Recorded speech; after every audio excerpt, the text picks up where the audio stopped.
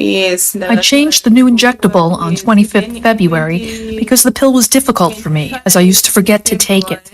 Sometimes I was not at home at the time of taking the medication, so the injection makes me feel better and confident. The new drug is known as cabotegravir, long-acting. Each shot prevents infection for 6 months. Zambia is the first low or middle-income country to offer the drug to the public. Lina Mwango is technical director of the local non-profit CHEP Zambia. Our target age group for this is adolescent girls and young women who are aged 16 to 24, as well as we're reaching out to their sexual partners. Local representatives called connectors are helping roll out the program. The connector is based in the community. We do community mobilization. We do community sensitizations. We go on, screen the girls that are eligible for dreams. Those that are eligible get to be enrolled. The U.S. government has donated nearly 15,000 vials of the drug known as cabotegravir. That's enough to protect 2,000 Zambians against HIV for 1 year, the U.S. Embassy says. But experts say people who get the shot still need to take precautions. People get the injection and then they think it's a silver bullet, in that then they can go out and sleep around. And really the message here is that that's not why this drug has been brought on board. To realize that this drug does not prevent pregnancies, it doesn't prevent other sexually transmitted infections. About 1.4 million Zambians are living with HIV, with about 33,000 new infections per year. Experts hope the new drug can help bring those numbers down. Kathy Short, VOA News, Lusaka, Zambia.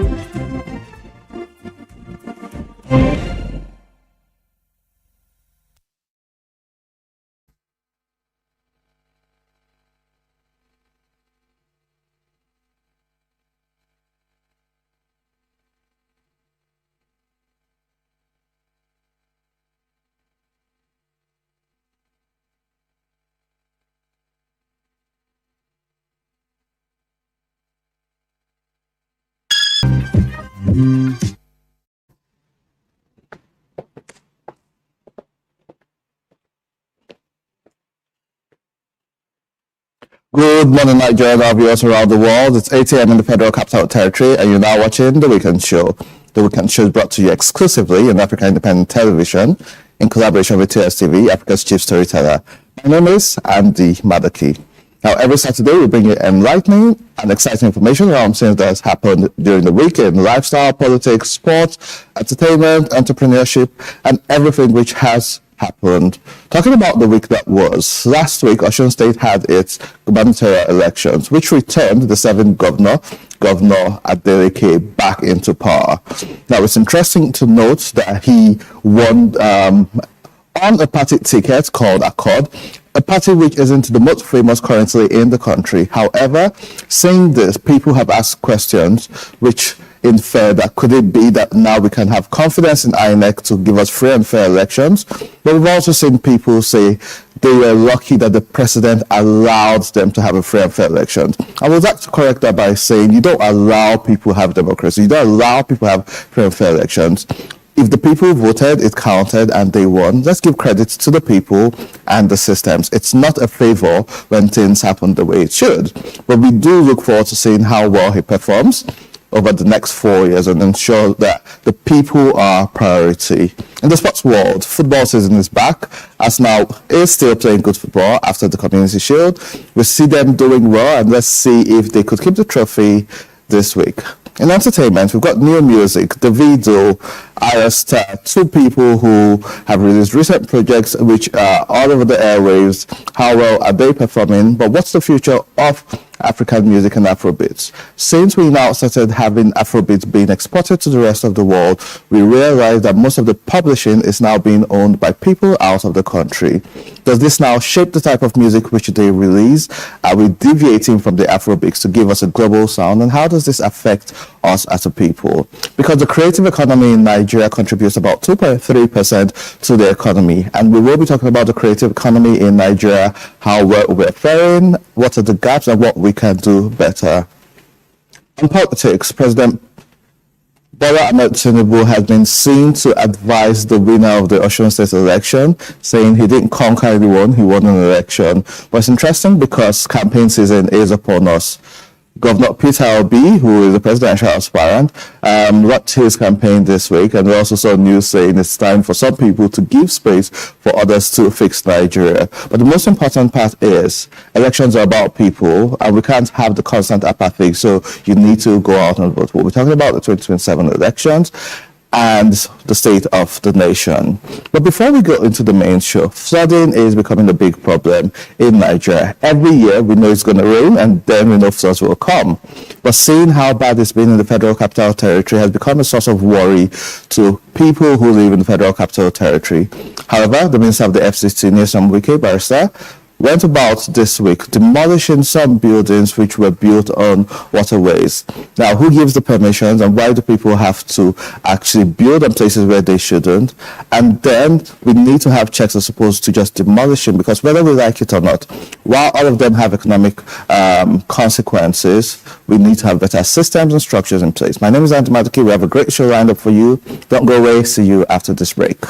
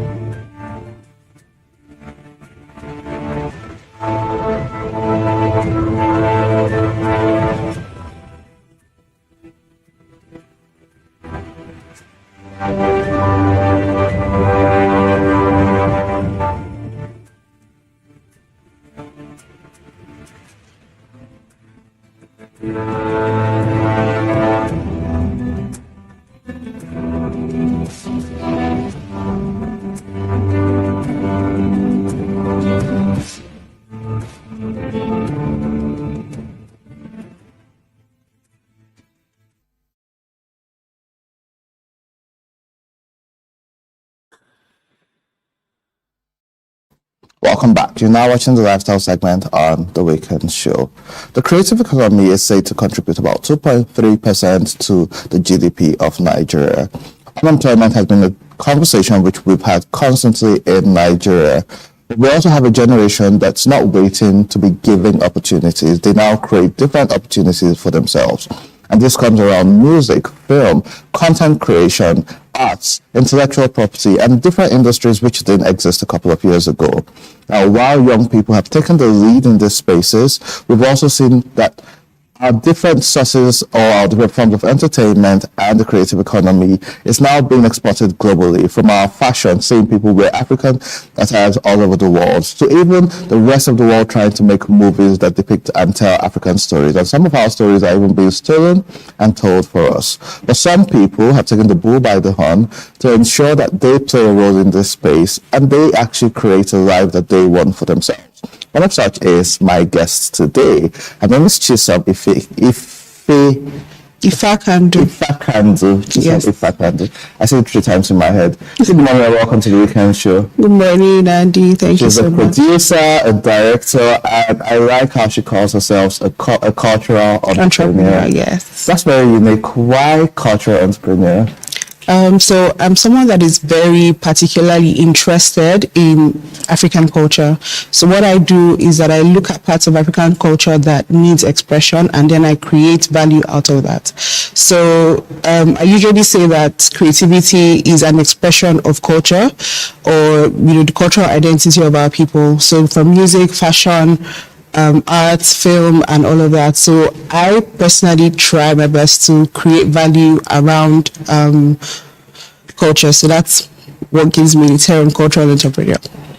Over the last 6 years, you've been involved in a lot of productions, which some of them have done amazing. I know of one for personal reasons called Still Falling. Yeah. We've also seen the documentary for Al Jazeera. But one of the things which you're also particular is about women, and so not just about culture. You ensure that the right conversations are being had, and then women. And so your work is something which speaks for itself, but you've been behind the camera. Yes. And now we get to see you. How did you even get into this space in the first place? Okay, very big and very long question, but I'll try and shorten it. So starting out, like, as a young child, I always wanted to work in the creative space, but I didn't know what I wanted to work as, right? And my father at the time was, hammering on having a professional job. So I studied finance. But during my internship period, I volunteered for AFRIF. Oh, yeah? Yes, I volunteered for AFRIF in that period, and that was when I kind of realized that, okay, this is something that I really want to do. So after that, I went back to school, started doing events. It was called the African Way. What we did then was to give students a platform to, showcase their talent and all of that. So when I came back to real life, right, I had to work again in, the corporate sector. I worked as an accounting officer and an SAP consultant for about 3 years. And I moved to Abuja for a project. Right, that was when I met Mr. Dimbo Atia. May he so rest in peace. Rest in peace. Yes. In this show a couple of times. It's one of those things we've not been able to even process. Yes. Yeah. May he so rest in peace. So I sent him a DM. Right, I sent me a DM saying, this is where I am, this is where I'm coming from, this is what I'm interested in. And he gave me my first paid opportunity working in the film and TV space. So I started working out as a line producer and a production scheduler, which kind of translated into most of the work that I did, going forward up until today. Interesting. Do you think that working in a structured environment before getting into the creative space influenced how you work currently? Yes. Why and how?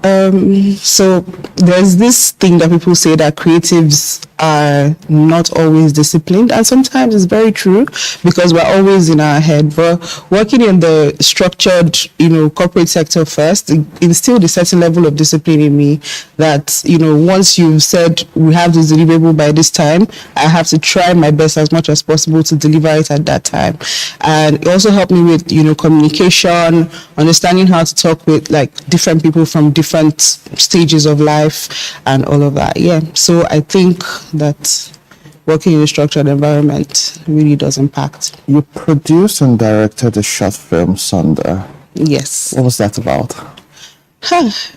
Sunder was basically a summary of the phase of my life at the time. That was my first short film, right? I was going into like a depressive state, and a conversation I had with myself now made me realize that, you know what, you're not the only one that is going through this. Come out of your bubble and realize that every other person that is around you has a life that is as vivid as yours, right?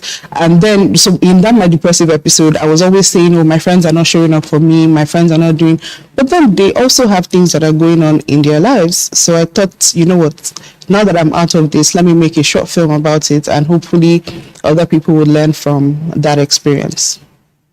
What was it like working on your first project yourself? Oh my God. So working on my first project myself, it was very tasking. It was financially draining as well, because obviously we barely have like as much support starting out in the film. Most everybody that's starting out in the film industry, you have to do something by yourself to prove, you know, to the world that, okay, I'm ready to get into this space. So I had to find the funding myself.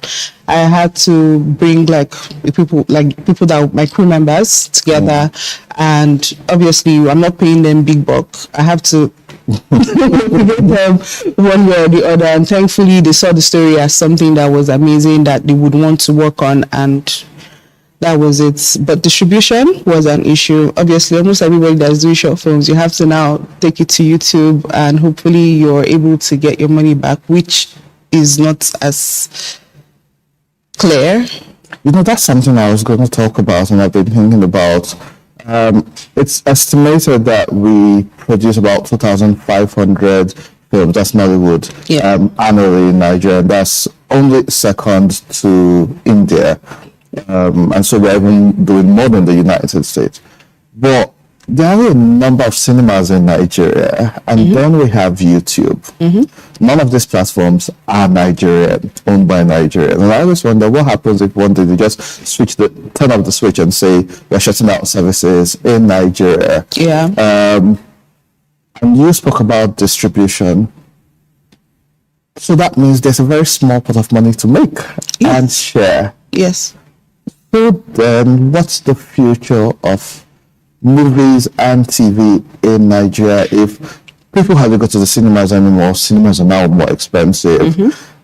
YouTube, the higher the supply, the lower the demand, which means you are fighting for views with everybody as well, which affects monetization. So what do you think is the future of this space?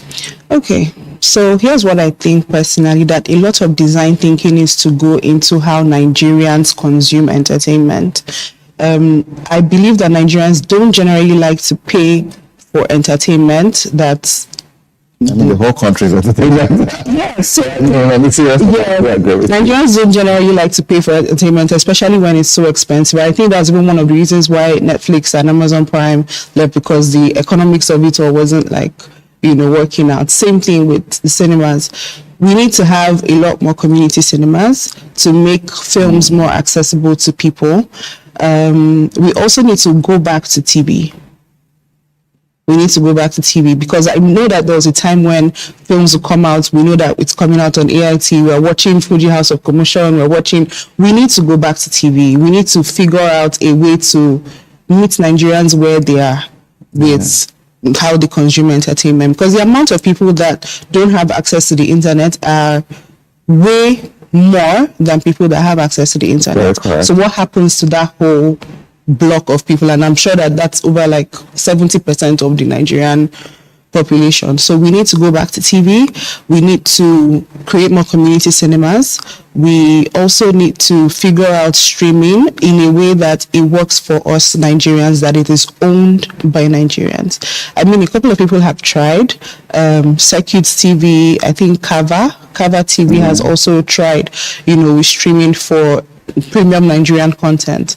And I think we should also kind of take the YouTube model and create something for Iroko. Nigerians. So kind of like Iroko. Yeah. But Iroko came in at a time, I think Iroko came in too early. First time, yes. Yeah, it came in before its time. So yes, those are things that I think we should do. So we've seen Nigerian fashion designers and their designs on global stages. Yes. We've seen, I've heard Nigerian music being played in Fiji. Mm-hmm. You've heard Nigerian music being played in the weirdest places. Yeah. You go to big stores in London, Nigerian music, and so there's that export already in the music world, in fashion.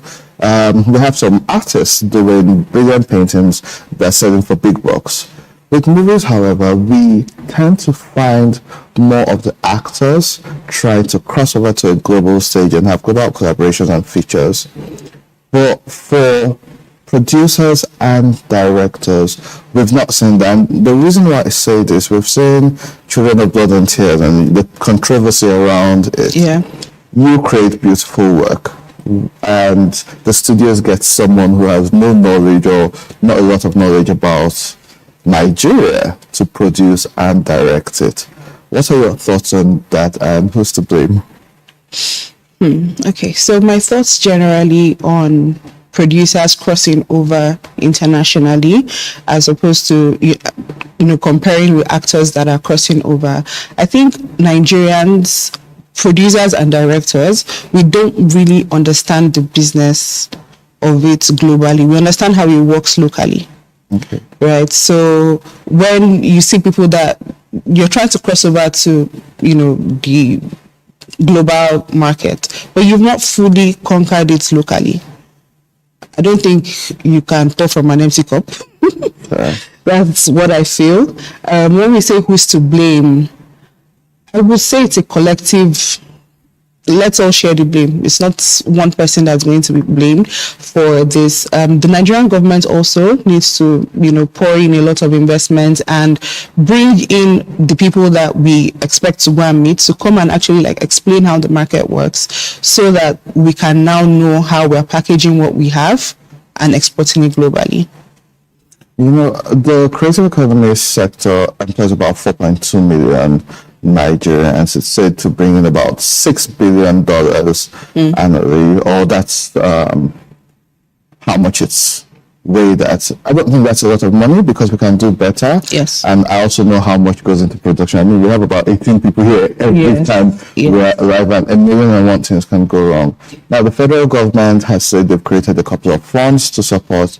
I know the Bank of Industry has supported some creatives in this place, the CBN and different programs, but when it's hard to sell an idea, because funding is always going to be a problem.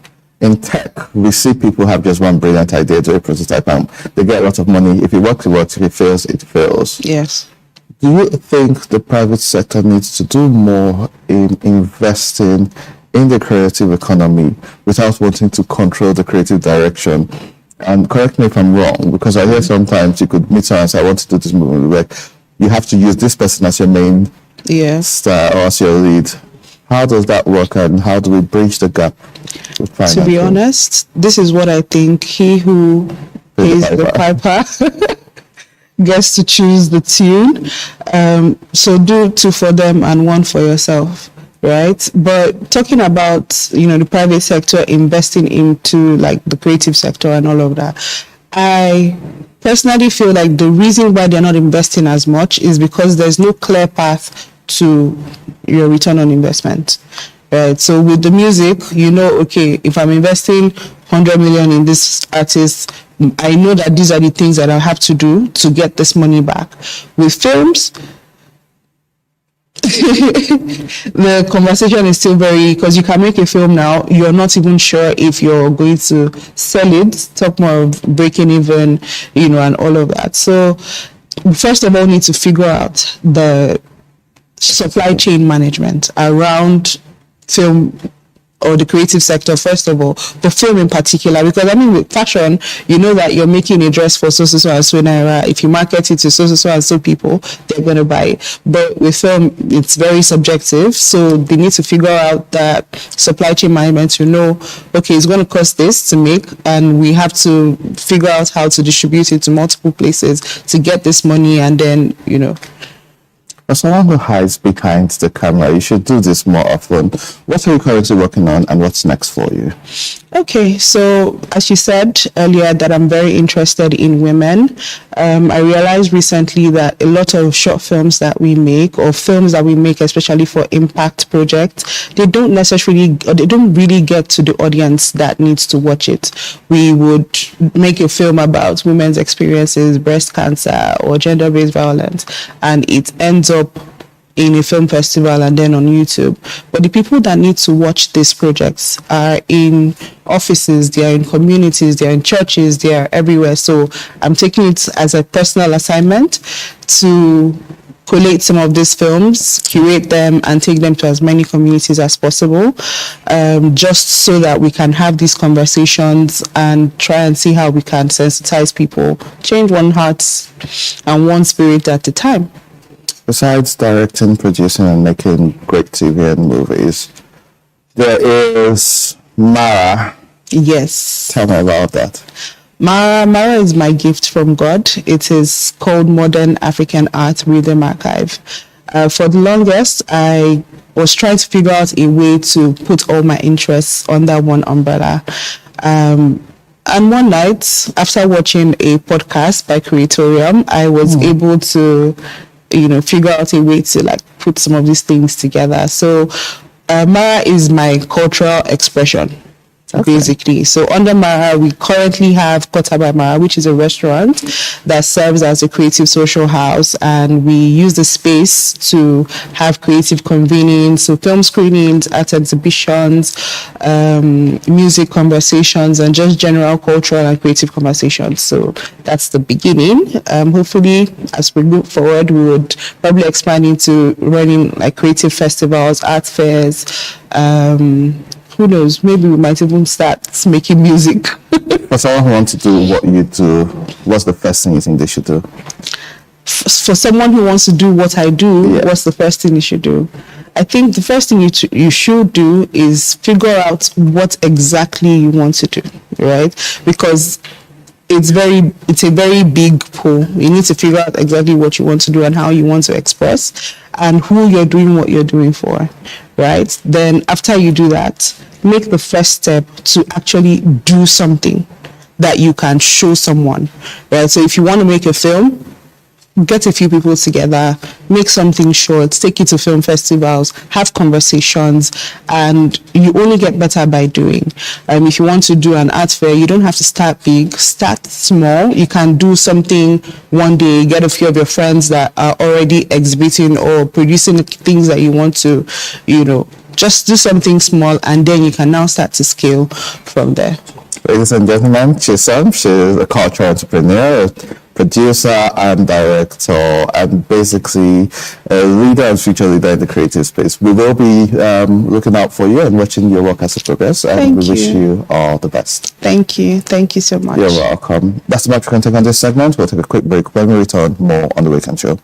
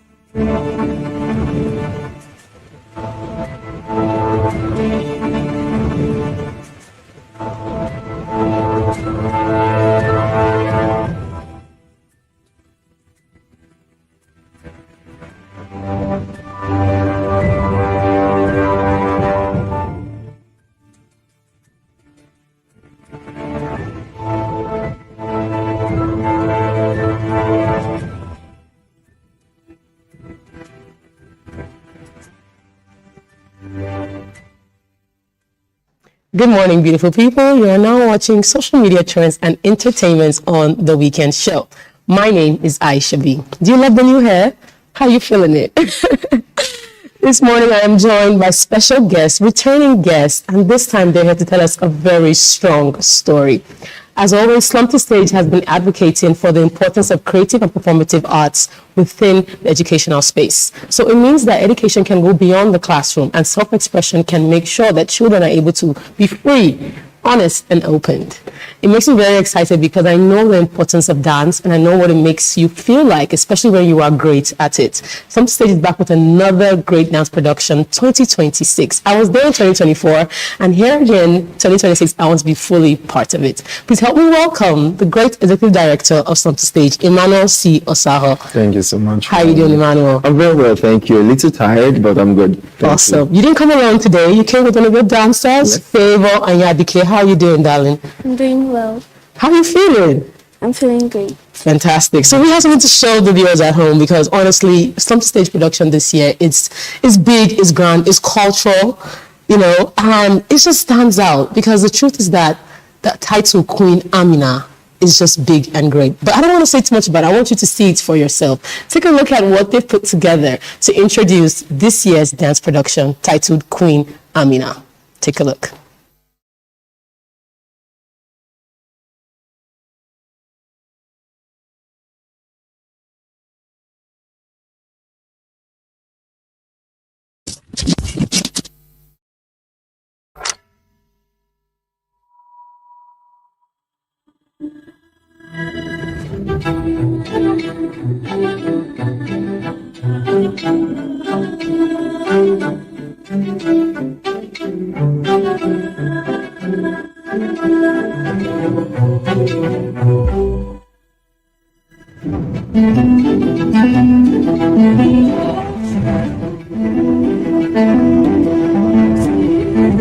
Do you have the courage to fight for your dreams?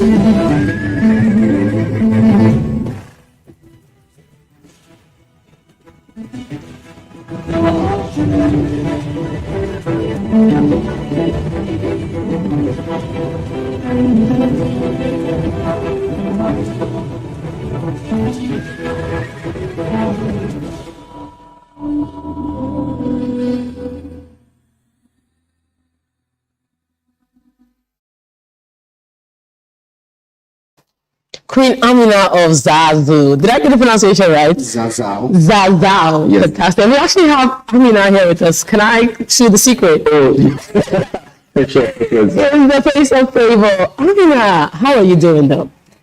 I'm doing well. Watching that production, what comes to mind? What do you feel? I feel as though I'm the one that's actually trying to, actually acting as the Queen Amina is a very big honor, and it's a story that everybody needs to understand and know about. and I'm being given the role to play it out. And I'm very happy and excited about that. Oh, so lovely. This warms my heart. Over to you, Emmanuel, Executive Director of Slum to Stage. You are a lawyer by profession and a ballet dancer. That's how the story started. And you're also an advocate for inclusion of creative arts. Meaning you use it as an expressive tool, right? So how does these two worlds come together? How does it really glue? Well, I think that for me, the center of both words, it's about, discipline, it's about storytelling, and then it's also about, passion. And I think that they both intersect because being a lawyer, preparing, of course, for, law school, bar finals, you have to have that discipline of study, and then you also have the discipline of keeping your client's brief, very, very private. And then also for ballet, you also have the discipline for rehearsing, waking up. For example, we just finished an all-night rehearsals. Oh my God. And then we came in almost like an hour. So you have to have that discipline. And then for storytelling too, I feel that dance has helped me in a way that I'm able to tell the stories when I'm actually speaking about the rights of children as a lawyer. So I find myself, interlapping on most points. So beautiful. So why was Queen Amina the story you wanted to tell? What is the bigger picture behind this? Well, first things first, we know the theme for the next Slum to Stage event from the vibe of, the former one. So immediately after we did Things Fall Apart, I knew the next had to be Queen Amina of Zaria because it has an underlining question. Do you have the courage to fight for your dreams? When you hear the story of Queen Amina, you think of this warrior queen who had, the courage to stand in spaces where, ordinarily it would be men standing in. And I just felt the need that story is very timely in today's society, given that we're speaking so much about women resilience and empowerment. And then it will shock you to know that when you do this research, Queen Amina is actually almost deleted from the list of northern rulers. So she's almost now becoming a myth as opposed to, an actual human being that existed. And then for some reason, I just felt the need to. Yeah, and this is why such stories are important to tell. So it doesn't become a myth and it's not forgotten. Over to you, Favor, also known as Queen Amina, and I'm so excited for this journey for you. When it comes to ballet, how do you perform, especially combining school as well? What do people say? How do you manage to be courageous in this time? How I manage to be courageous is Slum to Stage actually teaches us to be able to combine school lessons and then dance trainings, giving us endurance and discipline, and being able to combine both of them because we can't be good in school academic and be good in dancing. We have to be good in both aspects so that we can be able to help ourselves in the future. That is very much correct. And what aspect of Queen Amina's story do you want people to remember in this generation? I want everyone to remember the story of her bravery, how she led the men of the warriors of Zaria and fought for her community and made sure that no evil, no harm came near them. I just want them to remember that picture, that she really wanted them to be peaceful and she wanted them to excel, and that's why today now Zaria is what it is today. Wow, awesome. This is truly a story of courage, leadership, and discipline. So before I let us go now, Emmanuel, I want to hear with you when it comes to the research you put into this. How much research did you really go into this production? Because I can't imagine. Just give us some glimpse. Okay, so here's the thing. We've been working on the show since November of last year, and then we are working closely with the Ahmadu Bello University. We have a professor from Zaria coming in for the show. Okay. So on a very story level, we've done a lot of research, visiting the Amina walls and getting real life, what will I call it now, folk laws from grandmothers who have told their children about the story over time. Then on a more artistic level, we are using 50 moving headlights in the hall. And this is because... So what does that mean when you say 50 headlights? Because you've said this before, and I'm like, okay, I get it, lights are in here. But when you say 50, is it like extra? Is it too much? Is it extravagant? Oh, yes, literally extravagant. And the reason is because we want you to feel like you're in the cinemas, but now it's actual human that are dancing. So you have LED screens flowed from the top almost all the way to the roof. Wow. And then it gives you this very, very holistic, view. So we did a lot of research regarding, the lighting requirements that be, needed to bring this to life. We did a lot of research regarding, the back end story to bring this to life, and then costuming as well. A lot really went into. And that's my favorite part about this production is the costumes. I can't imagine what I'm going to see on it because I'm going to be there. Sure. And we also urge others too to find a way to visit something-stage.com and find a way to secure your tickets and attend the Queen of Amina production, because as you can see, it's going to be grand with 50 headlights, moving headlights. Fantastic. So now before let you, I've said that twice now, but I have to understand this, because when it comes to passion and discipline, you have the two. So when did ballet become more than passion for you? Oh, wow. I started dancing, I was just a boy who wanted to dance, right? I'm not one of those guys who have the backstory of, I was dancing since when I was small. I found dance in 300 level. So all I did was go to the studio to dance. There was no sort of blueprint of a path that I could become a professional dancer. However, when COVID hit in 2021, I traveled to Rwanda to work with some children whose parents had been killed in the post-Rwandan genocide. And that was when I knew that I could use dance for more than just entertainment, but to prepare, their psychology and behavioral skills and prepare them for life back into formal education. So what we then did was, they were not just dancing for dancing's sake. Instead, we were using dance to help their self-esteem, perseverance, and then grief, and then give them life skills that they could use when interacting with other children. Exactly, such as leadership, discipline, and so much more. Exactly. So, Queen Amina, favor, can you just share with me the importance of this production in your life right now? What has it done for you that you feel you would love to see other children to experience? Okay, this production has made me to be determined and to stand out for what's wrong. And this production is also a means of telling people, because there are some people who believe that girls aren't meant to be what they think they're not supposed to be. Like they say that women can do greater things than men, but some people don't believe that. But this production is actually going to make people see the importance of this particular scene and make them to begin to understand some things that they don't understand concerning areas of girls and women. Oh, I'm so proud of you already hearing this. Thank you so much.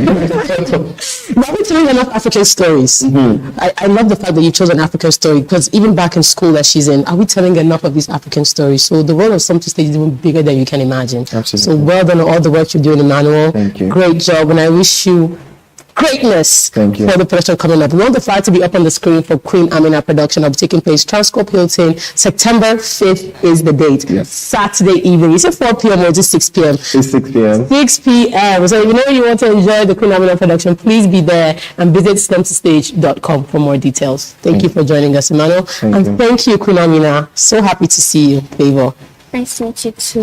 All right, there you have it. We are done with the conversation of creative dance and how important it is for young children and even we as adults to express ourselves through performances and art. Be there on September 5th at Transcorp Hilton. So much more to share. My name is Aisha B. Thank you for joining me this morning. See you same time, same channel next week.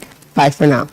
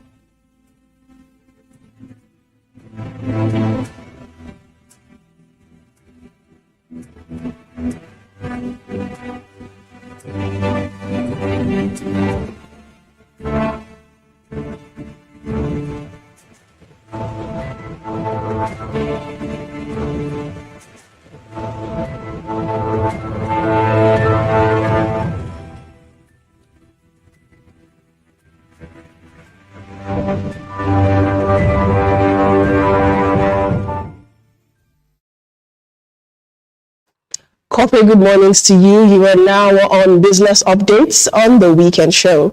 I'm Tended Shimalu, bringing you all the latest happenings in the corporate and commercial world during the week. On our first headlines, 1.1 trillion government bonds for subscription. The federal government has opened new bond offers to raise money from investors in August 2026. The DMO is offering 1.1 trillion naira worth of government bonds to banks, pension funds, and big investors. The three bonds available are the 10-year bond at 22.6% interest, 15-year bond at 15.45% interest, and the 20-year bond at 16.25% interest. The auction held on Monday, August 17, with a minimum investment of 50 million naira. Interest will be paid twice a year until the bond matures. The DMO also offered savings bonds for smaller investors, a 2- and 3-year bond at 14% and 15% annual interest respectively, divided into quarterly payments for retail investors with lower amounts. The government is raising these funds to finance the 2026 budget and pay off old debts, and plans to raise about 4 trillion naira this quarter. So far, investor demand has been strong. In July, the government received bids worth 1.74 trillion naira for bonds worth 1.2 trillion. Investors can apply for the main bonds through commercial banks and stockbroking firms, while the savings bond is open to individuals. On our second headline, Nigerian lawmakers pass bill to control NGO funding. The National Assembly has passed a bill seeking to regulate non-governmental organizations and civil society organizations in Nigeria, with a special focus on how they receive and spend foreign and local funding. The bill, which has gone through second reading in both the House and Senate in recent years, has resurfaced in 2026 as the Foreign Aids Regulation, Transparency and Disclosure Bill 2026. It's being pushed on the grounds of transparency and national security. The purpose of this bill is to create a Foreign Aid Regulatory Commission or NGO Regulatory Commission to register, audit, coordinate, sanction, and suspend NGOs and other recipients of foreign grants. The bill also proposes to control funding, as it states that all NGOs must disclose sources of funding, submit financial reports, and get permission from the Commission before executing projects. It also requires NGOs to obtain a license renewable every 2 years on the condition that if the Commission refuses to renew their license, the NGO must cease operations.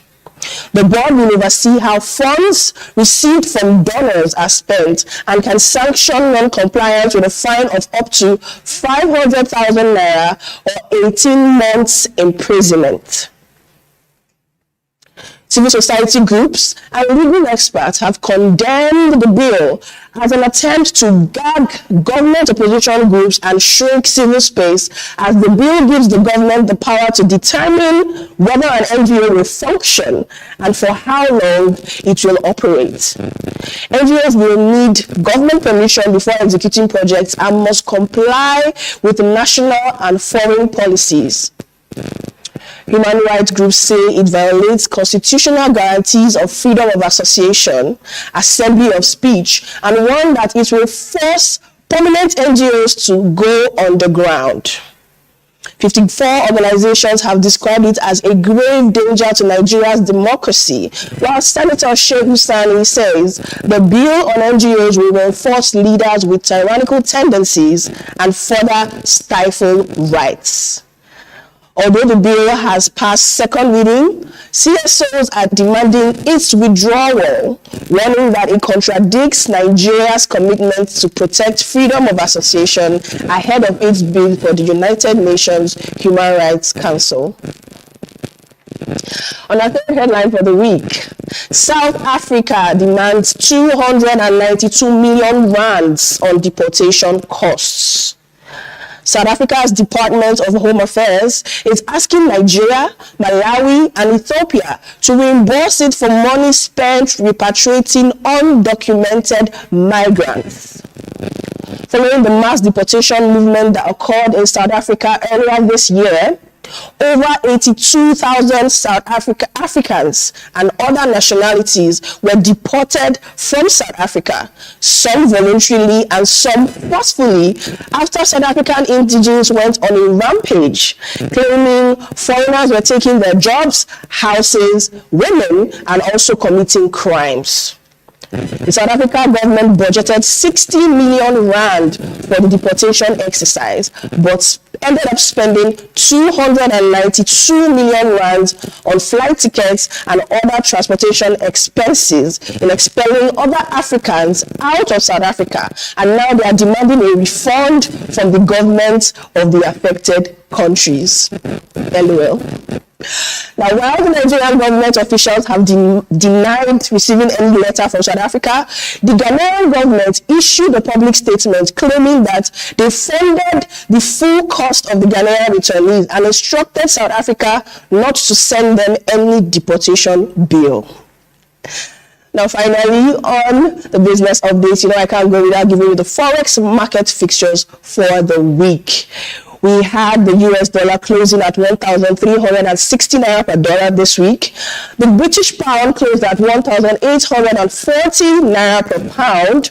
The euro closed at 1,574 naira per euro, while the Chinese yuan closed at 201 naira per yuan. And that's all we have for business updates. I'm Tende Chimolu. Stay tuned for more on The Weekend Show.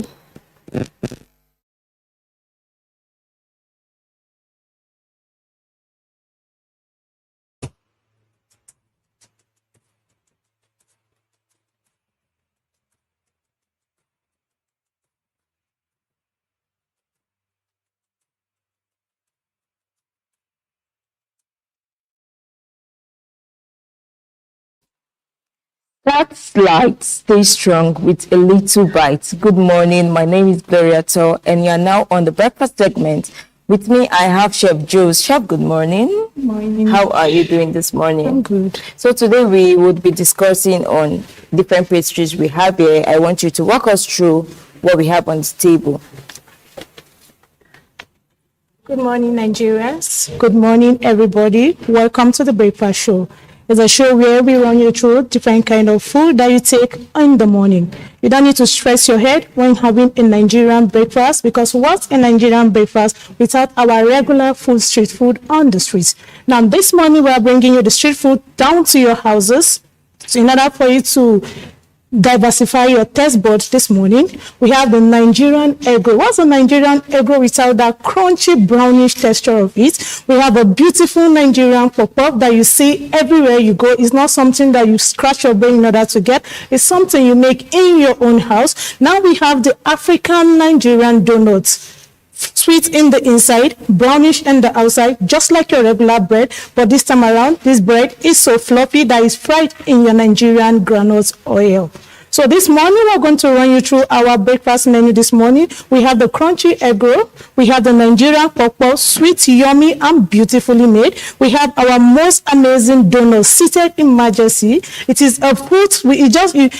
If you are tired of eating your regular bread, akara, pap in the morning, that's it. Yes, it serves as a Nigerian breakfast. So it is a full Nigerian English breakfast. If you are thinking of what to eat with your Nigerian breakfast, you have your juice, which is a very, very good nutrition-packed balanced diet. If you don't have a juice, don't worry with your little pretty head. You have water to go with it. What's a Nigerian breakfast without water to help you digest that beautiful food you ate? It is an energy-filled food that helps you go to your working place feeling so strong, beautiful, and energized. Yes. So if you don't want to do water, which you must do water because you have to stay hydrated. And it's very important. Water is very good, especially when you wake up in the morning. You take it first thing before any other thing. Please proceed. Yeah, right. So if you don't want to drink water, which you must drink water, you can do your juice. You don't need to break the bank in order to take a juice in Nigeria. We have cheap Nigerian market that offer very, very low budget, costly fruits. You can do a very sweet orange juice in the morning if you want. You can do a pineapple juice. It's something that you don't need to buy a mixer. You can just use your hand and crush it and take it to feel energized in your morning walk. If you don't want to have that, you can have your coffee. You know, most of us have coffee at home. You can take your sweet, yummy breakfast with your tea, water, or coffee. So now, this is a balanced meal. If you ask me, Chef, why I call it a balanced meal? Because once a balanced meal without a full balanced diet, you ask me why are these, you'll be wondering, they're just made of flour. My darling, they are made of flour, but made with love from the heart. Okay, so let's bring it down to this for the nutritional benefits. Yeah. Because I know that's what you are about to speak on. So why is it very important to consume this? Because you made mention is an English Nigerian breakfast, which can serve in so many ways. So walk us through it. Okay, for the egg roll. Egg roll is, you know, everybody needs egg for protein. And protein is one of the balanced diets. Good. There is flour. Flour is not just your regular kind of flour. Flour is packed with different kind of vitamins in it as well too. Now, if you are making egg roll, you need water, which is part of a balanced diet as well. There's also mineral salt because we added a little pinch of salt. Now there's fat and oil because we make use of margarine or butter. Now, we fried it with beautiful Nigerian fats and oil. So if you're talking about the puff-puff, you think maybe it's not just flour, yeast, water. No.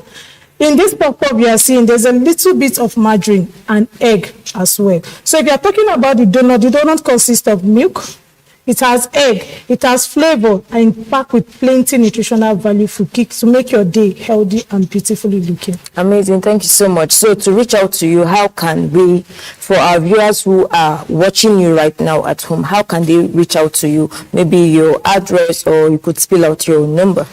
Okay, for my number is 090 5682 7896 090 5682 7896. Now for my address is Jukwe by Prayer Road. That's where I reside. Now for my TikTok, I have Bima Confectionery Hub on TikTok. For Facebook, we have Bima Confectionery Hub on Facebook. And on Instagram, we have Adoga Juliana _ Thank you so much, Chef, for coming, and that was very enlightening. This is the very much we can take on today's segment. See you next week, but we have Monday Thomas on standby for the sports segment. My name is Gloria Tell.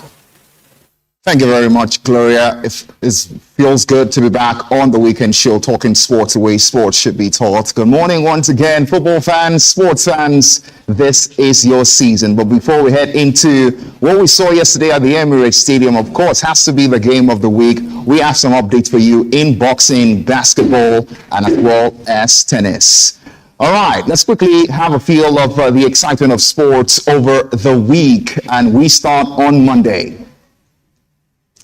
Benjamin Shilton and Nakashima, Brandon Nakashima, here you have them on your screens. Of course, we are only seeing the champion, and that is Benjamin Shilton, who of course took Brandon Nakashima for an impromptu dance lesson at the Montreal Masters that was concluded on Sunday. He got his ATP race as far as the ranking is concerned on Monday. And then we move ahead on the show. Let's quickly have a feel of what we saw on Tuesday. Yes, after days of gloom, we finally heard that the NFF have parted ways with Justin Madugu. Remember, he won the Super Falcons' 10th WAFCON title, but he was on charge to win the 11th. And quite unfortunately for the Super Falcons, they lost out in the quarterfinals against Cameroon and eventually lost by 2-1 against Bayana of South Africa as it concerns the Continental World Cup playoff sport. And then on Wednesday, the season is upon us. That is the new club football season as far as top 5 European football season is concerned. Ezri Konsa is on your screen, and he was the topmost transfer on Wednesday. Ezri Konsa joins Arsenal from Aston Villa with a fee of £51 million. And now let's talk about what we saw on Thursday. And this time around, it is for boxing fans.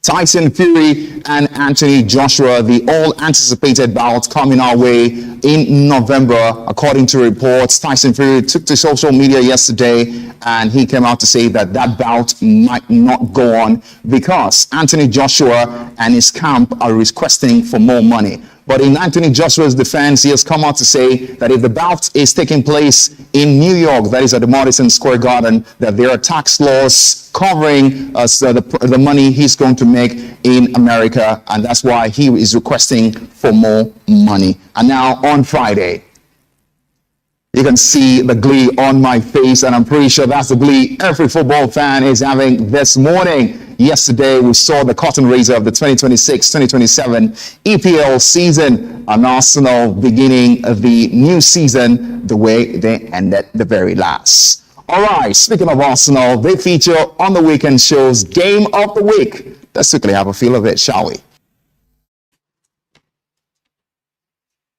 Sir? All right, that was indeed the game of the week, and it came last night, where Arsenal took Coventry City for maybe an excursion business, showing them around what the Premier League looks like after 25 years. Arsenal began their campaign with setting the standards as the current champions or the defending champions. But we've heard from Mikel Arteta. He has come out to say that Arsenal are not the defending champions, rather they are the attacking champions. I've not heard that one before. I'm pretty sure that is quite hilarious to say or to hear from Mikel Arteta. Now, let's quickly take a look at the EPL matches that we expect today and tomorrow, and as well as Monday Night Football. It all begins early kickoff at the MKM Stadium. The last time Hull City were in the Prem, their home ground was the King's Communication Stadium, but right about now, it's now the MKM Stadium. Hull City versus Manchester United, 12:30 Nigerian time at the Hill Dickinson Stadium. We are going to see Crystal Palace, of course, travel to Everton by 3 p.m. Ipswich will be in action, returning to the Prem as well against the Black Cats of Sunderland at the City Ground by 3 p.m. as well. We are going to see Nottingham Forest versus Leeds United. Brentford at the GTEC by 5:30. Late kickoff of Saturday, 22nd of August 2026. Brentford will take on Spurs, and that is the first derby of the season. All right, Sunday, Super Sunday returns at the American Express Stadium. We're going to see Brighton and Hove Albion take on Aston Villa And at the Etihad Stadium, former champions Manchester City by 4 p.m. will be in action against AFC Bournemouth. I don't know if you can remember this particular fixture. Well, the reverse fixture of this action last week or last season, where FC Bournemouth at the Vitality Stadium played out a 1-1 draw against Manchester City to directly hand Arsenal the title. Are we going to see a revenge in that particular game? Talking about tomorrow at the Etihad Stadium. Enzo Maresca's first Premier League game in charge of Manchester City. And to finish things off, still on Sunday, Newcastle will take on Liverpool. Definitely a big game to look out for. 4:30 Nigerian time. And on Monday Night Football, we are going to see the second London derby of the season at the Craven Cottage, where Fulham will take on Chelsea. And now we move ahead on the show, looking away from football now. Shall we quickly get some updates in boxing? Because according to experts, this ought to be the biggest boxing bout in the last 10 years. An all-British bout is expected later on this year in November. But we've been hearing lots of arguments, lots of disagreement about the venue. Somehow this weekend, it was confirmed that the venue will be at the Madison Square Garden in New York. But according to the very latest report that we have for you this morning, Tyson Fury taken to social media and saying that Anthony Joshua and his camp are requesting for more money. But Anthony Joshua has come out to say, why wouldn't I ask for more money where the tax laws in the United States is not favorable to what we earlier on agreed? So Tyson Fury, who of course also wants more money, said that bout might not be taking place. Let's look to wrap things up and we move ahead on the show. We still have 2 updates for you, and here you have him on your screen. And this is Yannick Sinner, but I was expecting Dima Rosen first. But let's talk about Yannick Sinner. World number 1. Yes, this is the first time since 1999 we won't get to see the reigning world number 1 as far as the ATP ranking is concerned to miss out on the US Open. The last person to miss out on the US Open as the world number 1 was Pets Sampras, and that is in 1999. And this is where we put our gears on reverse on Sports on the Weekend show. It was very good to return as football returns as well. I remain Monty Thomas, and I'm never out of news, but I'm out of time right now.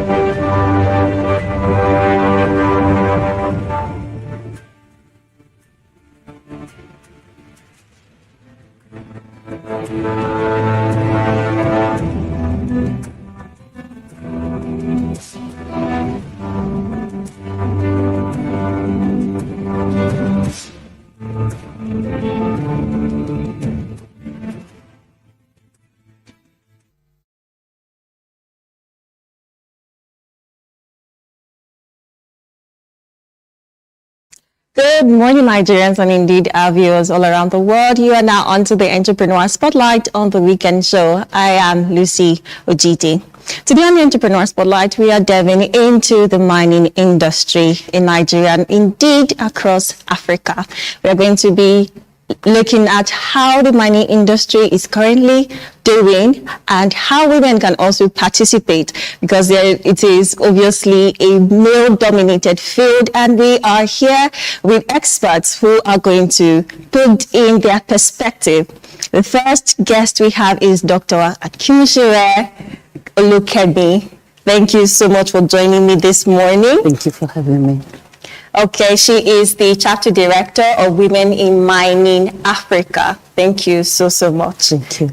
And here in the studio, we also have Dr. Ahmed Ikakawada. He is the chairman of CISR Nigerian chapter. Thank you so much for joining me this morning. And we are also going to be joined by Dr. Comfort Asokoro Gaji, PhD, the Executive Director, Women in Mining Africa. Thank you so much for joining us virtually, Dr. Comfort. Thank you.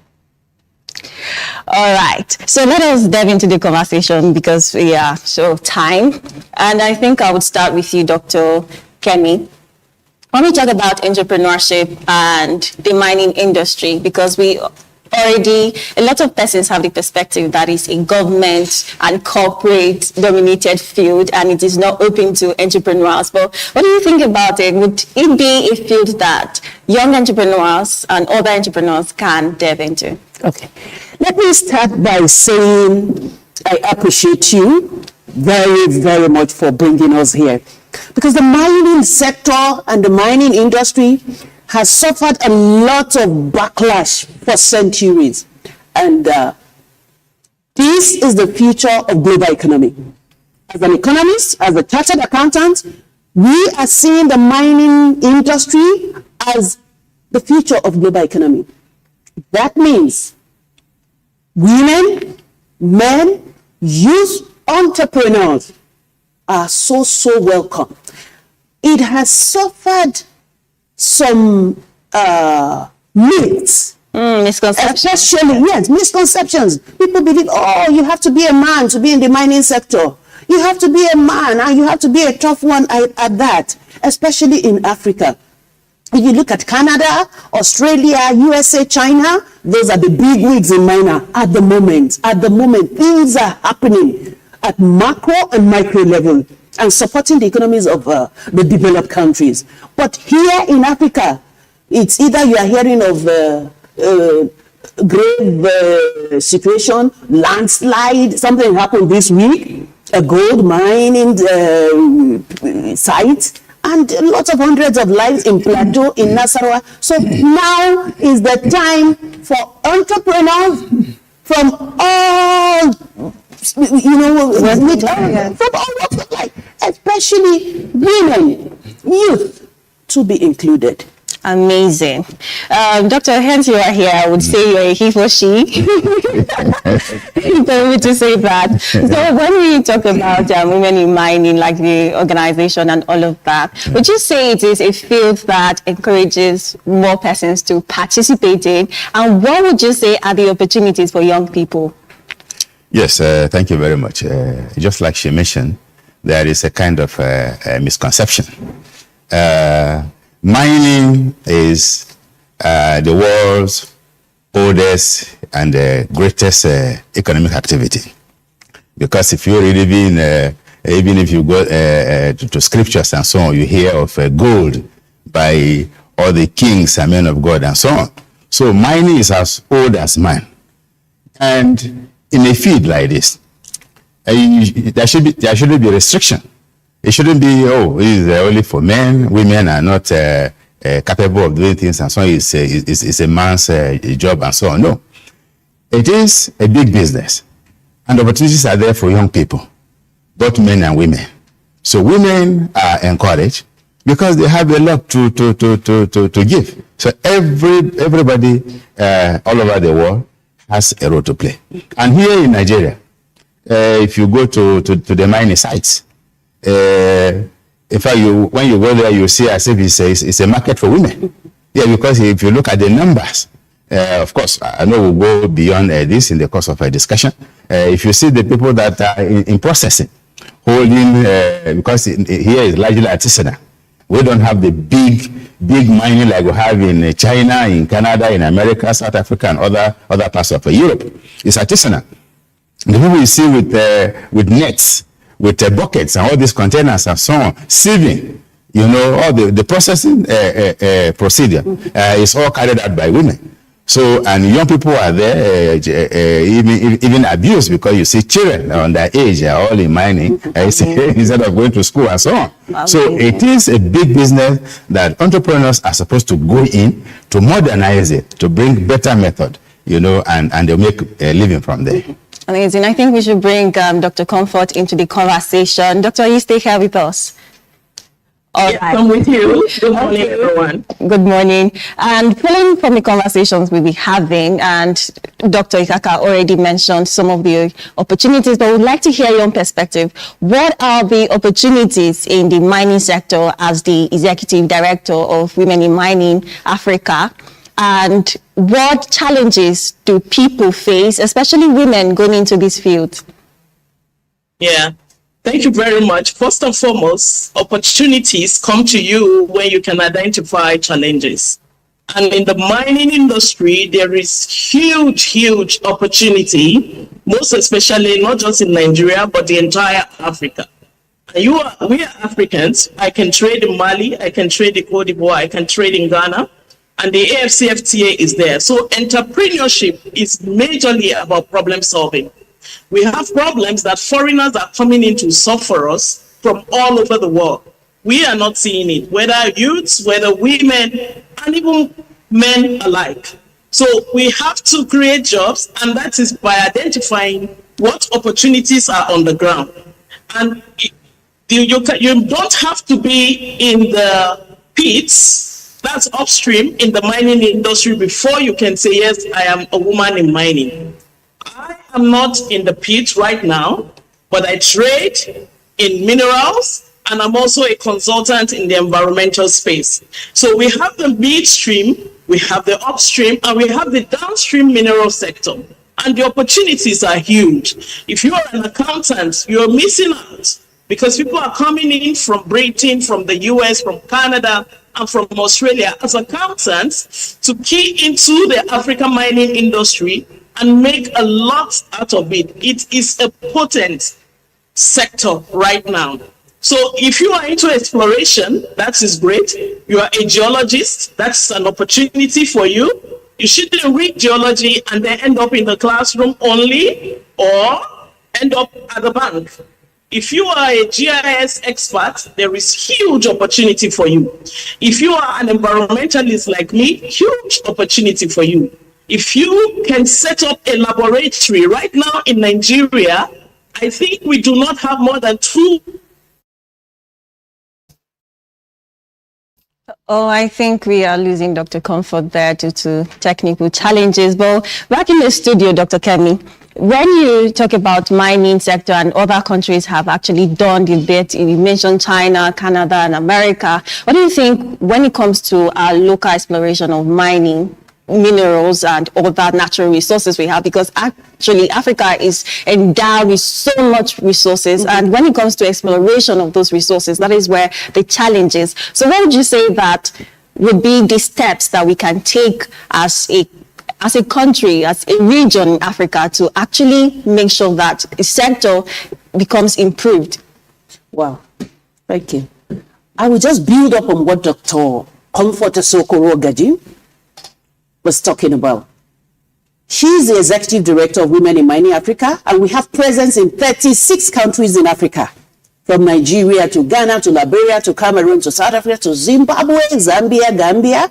36 countries out of the 54 countries in Africa. Women in mining is there. And Dr. Ikaka Wada is the National Chairman of the Corporate Institute of Strategic Research. He is also a board of advisor of the Women on the Wheels Development and Empowerment Initiative. The trial has come together to say, okay, These are the challenges that we have in Nigeria. These are the challenges that we have in Africa. You know, we have the challenges of formalization of artisanal mining. Like Dr. Iwada mentioned earlier, we have more of artisanal miners in Africa because of funding, because of capital. Capital is one of our major challenges in Africa, one of our major challenges in Nigeria. I worked with the Nigeria Mining Corporation in 2001. 2000 precisely, from 2000 to 2002 in Plateau Jos. And we did a survey way back then, and we saw that every state in Nigeria has one solid mineral, has at least one solid mineral. We are rich. The resources are there. But how do we mine them? How do we extract? How do we explore heavy equipment, technology?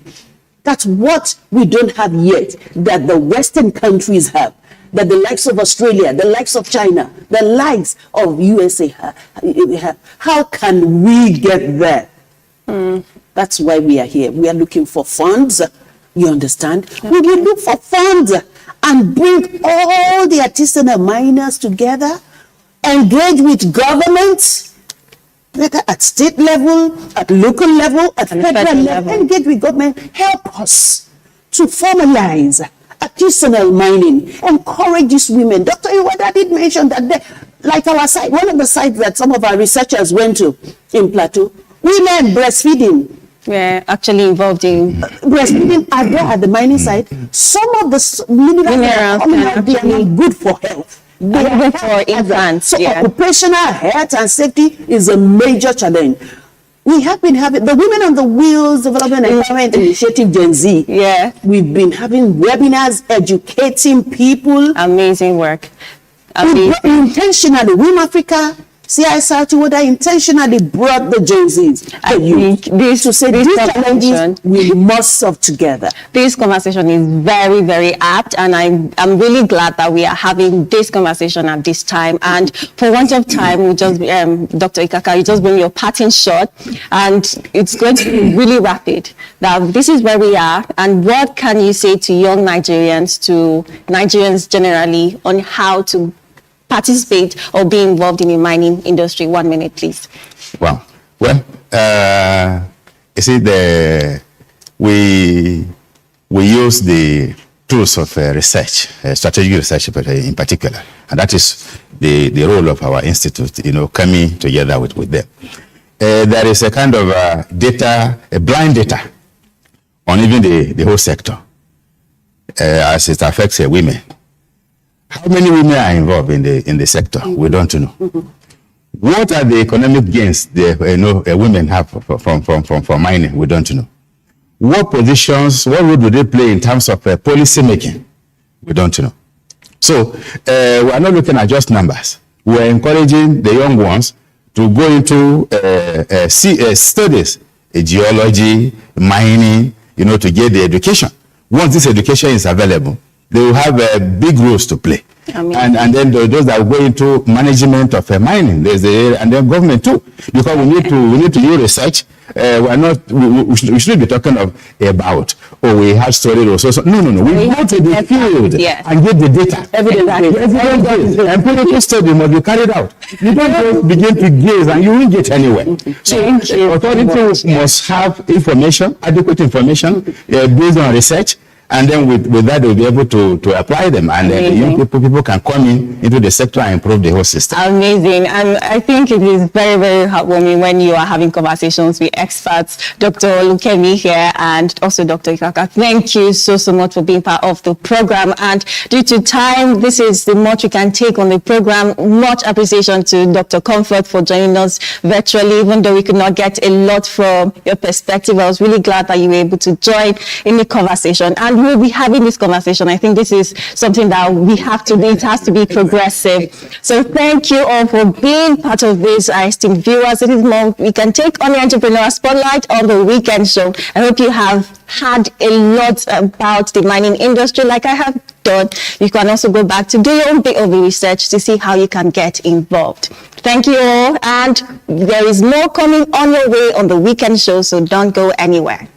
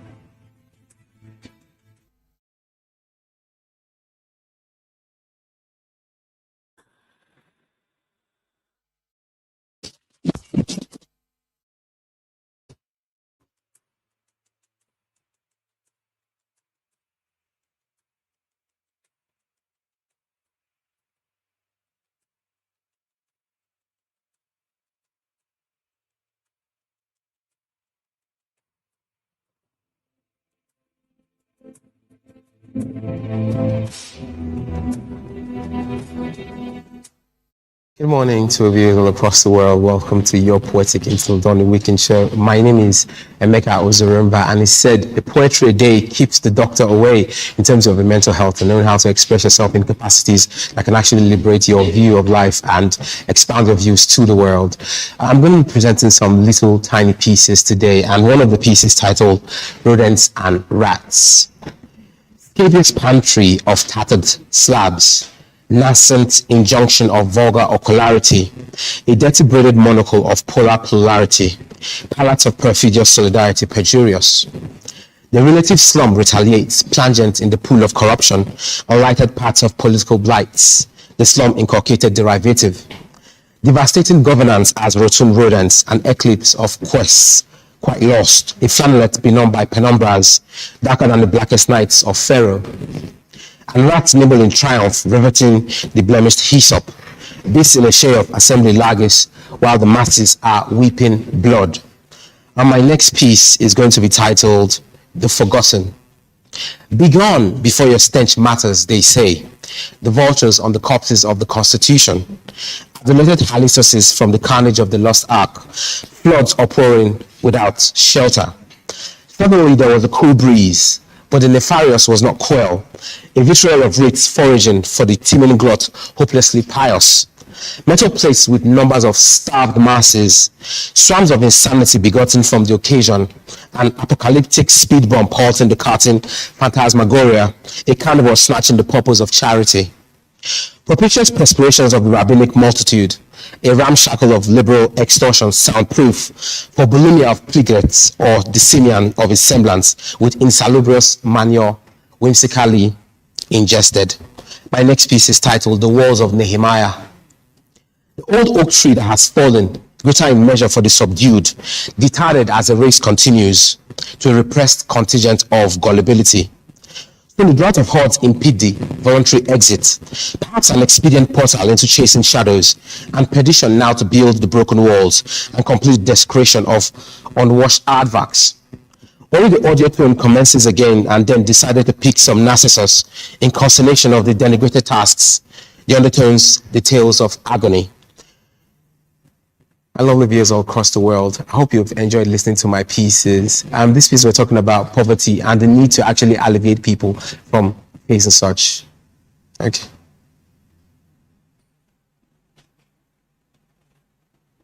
Thank you so much, Emeka, for the lovely piece. You're not watching the political segment on The Weekend Show. A week ago, Osun concluded their gubernatorial elections with the incumbent governor Ademola Adeleke returning as governor of the state. We could see in a visit which he paid to the president, Bola Ahmed Tinubu, where the president told him he hasn't conquered anybody, he has just won an election and democracy must prevail. How prepared are we for the 2027 election? Is this a word or a vote of confidence on the Independent National Electoral Commission? Or is this a vote of confidence on the people for coming out to vote in their numbers in this election? What does this say as we head into the 2027 elections? Some of the aspirants at the presidential level have started their campaign communications and conversations. We had Peter Obi recently, and we've also had a lot of communication from former Vice President Atiku Abubakar. We'll be talking about the 2027 elections and preparations for it on the political segment. And joining me in the studio, I have Ambassador Odion Sedrak Okpemolo. Good morning and welcome to the Weekend Show. Thank you very much. He is the National Coordinator, Africa Grassroots Mobilization for Change. Yes, it's ADC, Grassroots Mobilization for Change. Okay, for the ADC Grassroots Mobilization for Change. Thank you, sir. And also joining us, we have a return guest, Prince Kennedy Anahotu, who is a politician and is one of our political analysts on the Weekend Show. Thank you so much, Andy. Good to see you again. Good to see you again. Ambassador, I'll start with you. You're a grassroots politician. Oh, yeah, sure. You've also run for election, so you're a seasoned politician, but exactly. You are passionate about the grassroots. Exactly. Some people have said the elections last week is a litmus test for INEC and this administration. Do you agree with that? Not at all. Anyway, thank you for having me here. You're welcome. This is my second time of being here. I appreciate it. Our pleasure. As you said, my name is Ambassador Odion Sedrak Okpemolo, and I was a former national chairman for the political party, GDPN, but deregistered. And I am currently the national coordinator of ADC Grassroots Development Party, ADC Mobilization, Grassroots Mobilization for Change, AGCM. So I want to say that the election will determine whether this election will Osun State election, the way it turns out, will determine the 2027 election. And I can tell you that people, they are making up minds, not of money. It doesn't matter how much the ruling party going to spend for this 2027 election. They are going nowhere because the opposition parties, they are quite ready to make sure that we remove President Ahmed Bola Tinubu. So I can tell you that the election is not a business as usual, and we are going to get there by the grace of God. We've seen people like former Governor Ayo Fayoṣe and current FCT Minister Barrister Nyesom Wike come out to say we should, and I'm paraphrasing, be thankful to President Bola Ahmed Tinubu for allowing a free and fair election. We've had insinuations that if they were to use federal might, it would have looked different. And you are saying that this just shows that the people are ready to vote them out. Yeah, sure.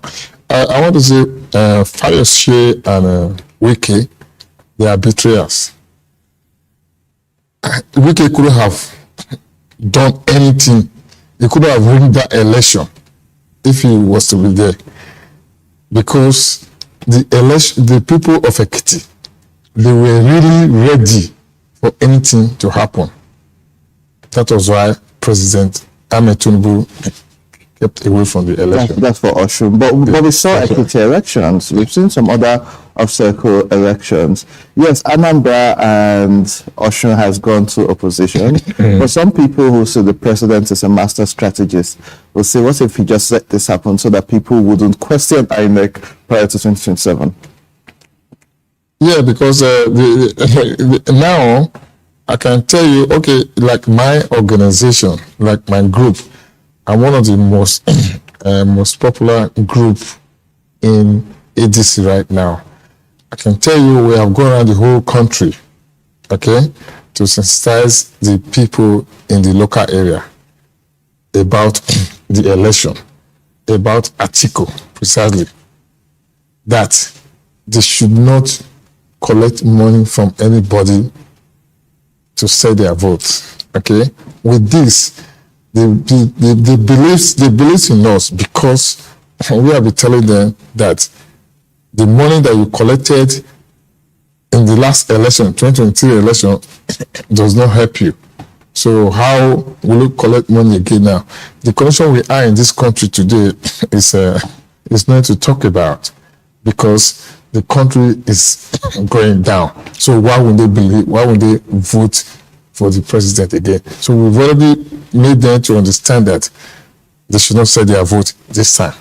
Political ideology matters. However, in Nigeria, it's more about policy direction. Former Vice President Atiku Abubakar has insinuated that he will remove fuel subsidy. Now, some people have said we did not get the full context, but the sitting president has said that's and I'm paraphrasing, an exhibition of policy ignorance. Now, this government has said they've been able to save about 16 trillion on fuel subsidies, which they've shared between the federal, state, and local government. Some people question the impact. Can we see it or not? Do you think that former Vice President Atiku Abubakar is ready, and that insinuation of removing bringing back subsidies? Sorry, do you think that is something that would move the needle? Absolutely, because he can do it. But the Vice President Atiku Abubakar, I can tell you that he has been in the government. He knows how it runs. Okay, so he will be able to do what he say he's going to do. I believe him and I trust in him. I have trust in him. Let me bring in Prince Kennedy Ahano in. And just for clarity, do you currently belong to any political party? As you know, we have a litigation at the federal level, federal Supreme Court. And you can also remember that I'm still the presidential candidate of the Aburi faction of Labour Party. Yes. Until Supreme Court judgment, which we expect at the resumption of the court by September. After then, I'll make up my mind if I'm going to belong to any other political party or if I'm going to live my life as a professional. But for now, I can still identify myself as a member of Labour Party, even though heartbroken, the party has been hijacked and all the things that have been happening. But I don't want to talk about it anymore. Yes. I'm just waiting for the final court to give verdict on the political party leadership jurisprudence in Nigeria, because that judgment is important for Nigeria political party legal jurisprudence, to know if anybody can actually come in from the corners and take over political party that have been in 10 years, somebody have been in 23 years, and somebody that have not been up to 1 year in the party will just come because of influence, money, contacts, and say he's now in charge of the party. So I am interested as a young man that believes in process, protocols, and procedures. I want to see the end of that litigation at the Supreme Court. Then I will take another path for my life. President Bola Tinubu supports removing fuel subsidy and is very proud of it, and he did that from day one.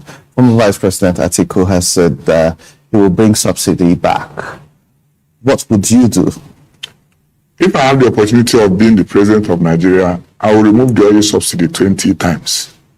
Why? Because that process has been enriching certain group of people, and you see them jostling to take over oil wells because it's for the bourgeois, it's not for the common people. Yes, they give incentives. You feel that these are incentives that worth it, but it's just like a mosquito biting you and a fan is blowing, you won't feel the pain. So the better thing is for that oil subsidy to be gone. If you look at the international oil pricing across the world, then Nigeria used to have the cheapest. We produce oil, but then we are not competitive in terms of international oil pricing. Look at Ghana. If you travel to Ghana, you see the price of fuel, 1 liter, is within that same, close to 2,000 naira. if you convert it, is close to that amount. So our own that are producing it, people are using it to enrich themselves. If they are subsidizing and using government budget to fund importation of that oil, using government budget to fund exportation of the crude, and then they subsidize, where is the business link? Where is the revenue coming to the country? What is it being used to? So, but since the oil subsidy has been removed, we can see clearly with evidence that states, I don't think there's any state that is owing salary, but those days that they are doing oil subsidy, many states couldn't pay their salaries. So we can hold states and local governments accountable, not just the presidency, in all honesty.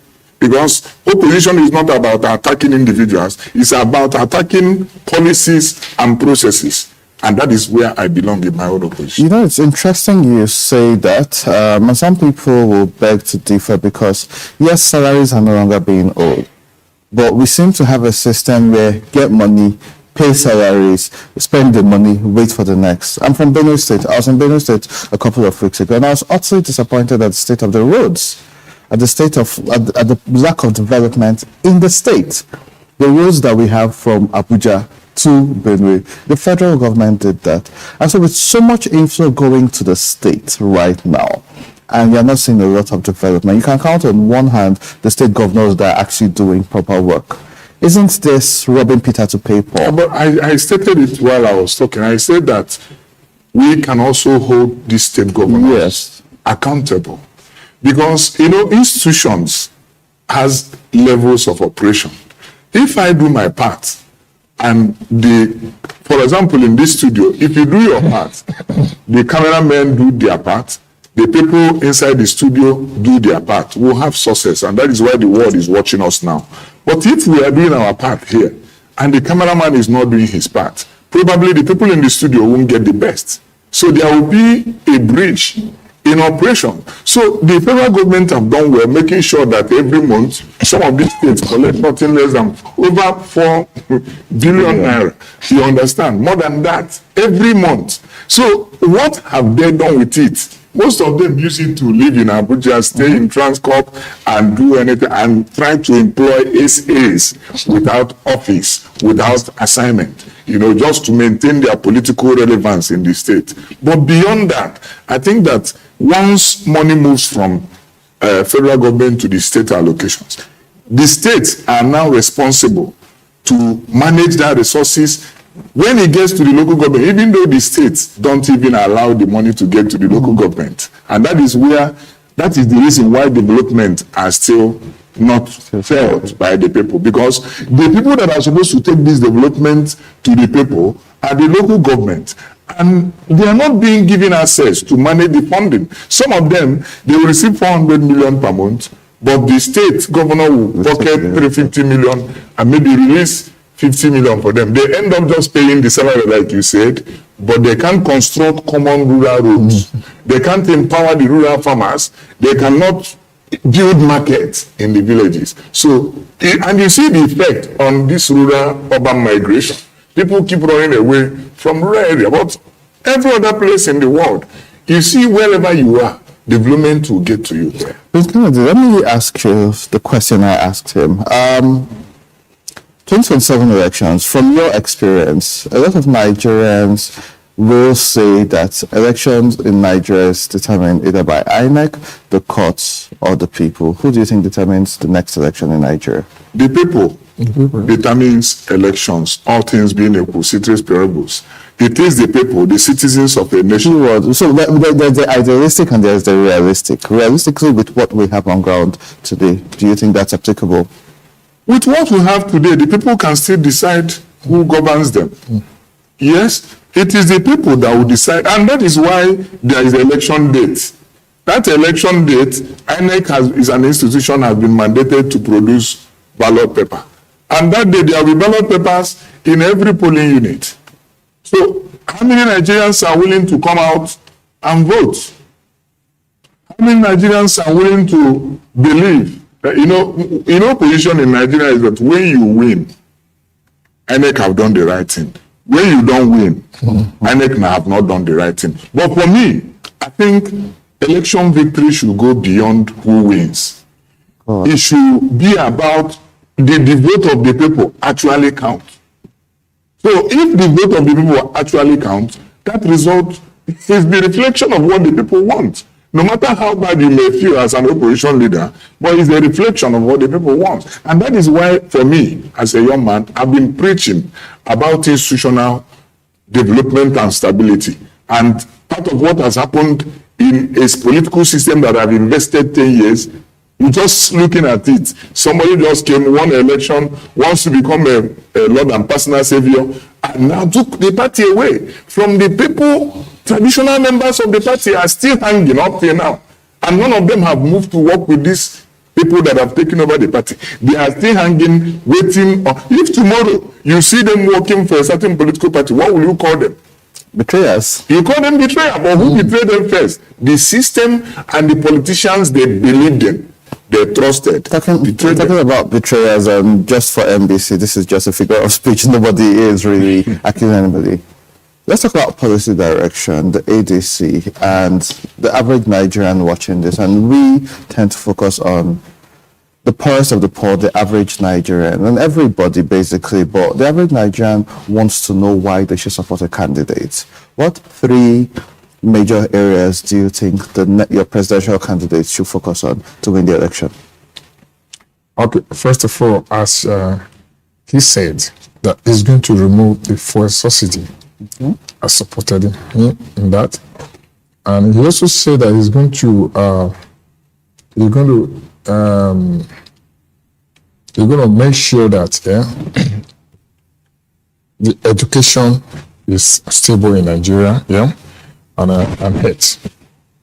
Just look at 3 things that I believe that he can do to survive. The subsidy, so improving the economic situation, education, and health. As president, what 3 policy areas are you focusing on? You've spoken about systems and structures. What other 2 areas? Well, if I have the opportunity of being the president or advising the president or working closely with any president, I think it's time for us to take security very serious. The first year in that, after 2027 election, Nigerians should expect employment of nothing less than 250 policemen, because Nigeria is under policed. 1,000. Yes, 250,000 police officers should be employed. Nigeria is under policed. Secondly, we should be looking at local government autonomy. Yes, Mr. President have passed it, but in implementation, there is no political will for it to be implemented. So if I have the opportunity of becoming the president of Nigeria or close to any president, I will push that president to make sure that local government autonomy is fully implemented. In fact, I will go further to make sure that they come to Abuja to collect their allocation, the same way that the governors comes to collect, instead of allowing the governors, because they are taking advantage of it to destroy things.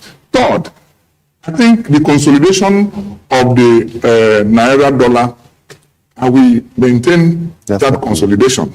There should be a balance between this Naira and dollar. State policy. There are things that I can go. I know. You mentioned increasing the strength of the police. Yes. By God's grace, next year state policing should come into play. When you talk about increasing the police force strength, does state policing apply to this? And is that definitely, it's part of it. And you as well, state policing.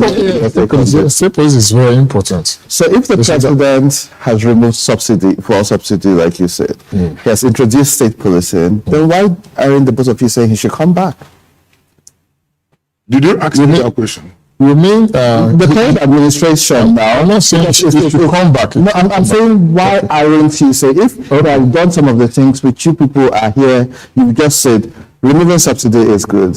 You have agreed. No. I never agreed. No, he said removing subsidy. He said it's good. You said you agree with state policing coming in. Mm-hmm. So doesn't that mean that the president has put some things in place that maybe he should stay longer to complete it?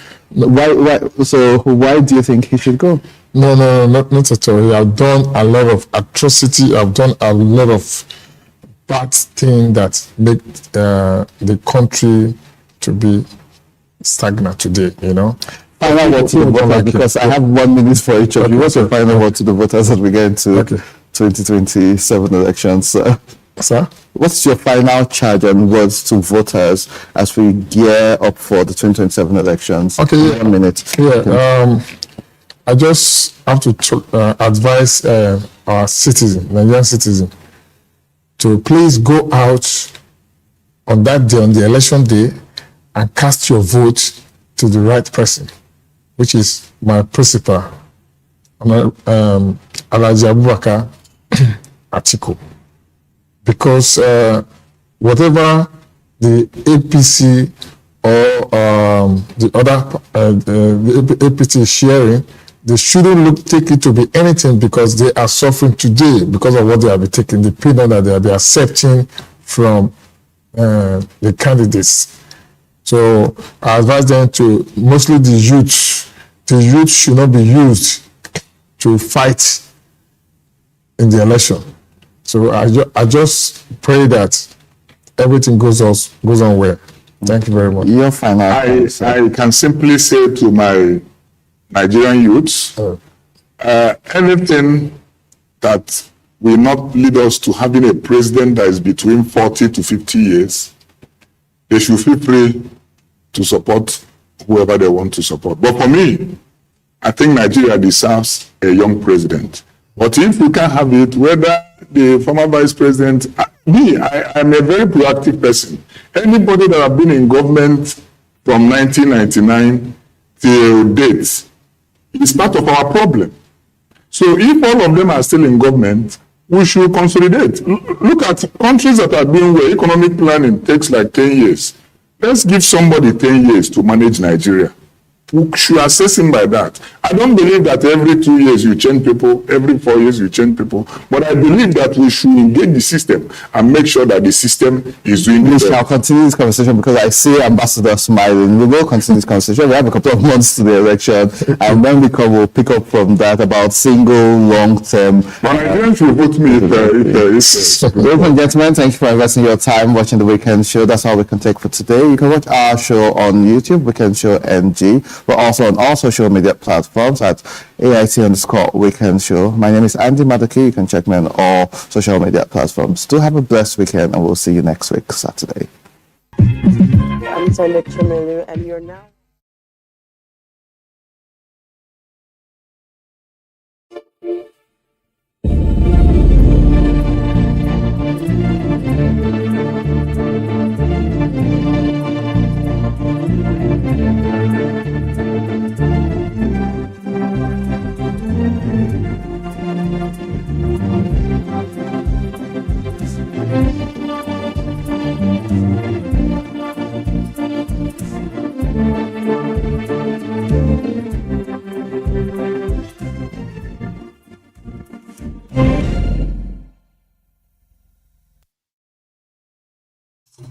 The issues as they break, the multitude, the political figures, the state and non-state actors. It's a serious threat to democracy. And our governments seem to be incapable of protecting the scheming. This is not a period we should stay by and go. Every part of this the intrigue. There can be no one person that is bigger than the party. Deft moves and the momentous declaration. We didn't get any protection. I'm not particularly against anybody. We track and capture them all. I don't believe in godfatherism in politics. Follow in-depth analysis and no-holds-barred interviews. Armed forces of the country is well capable. They need the political will. Are they just waking up from sleep? Is there complacency? Feel the pulse of happenings in the political arena on AIT Democracy Today.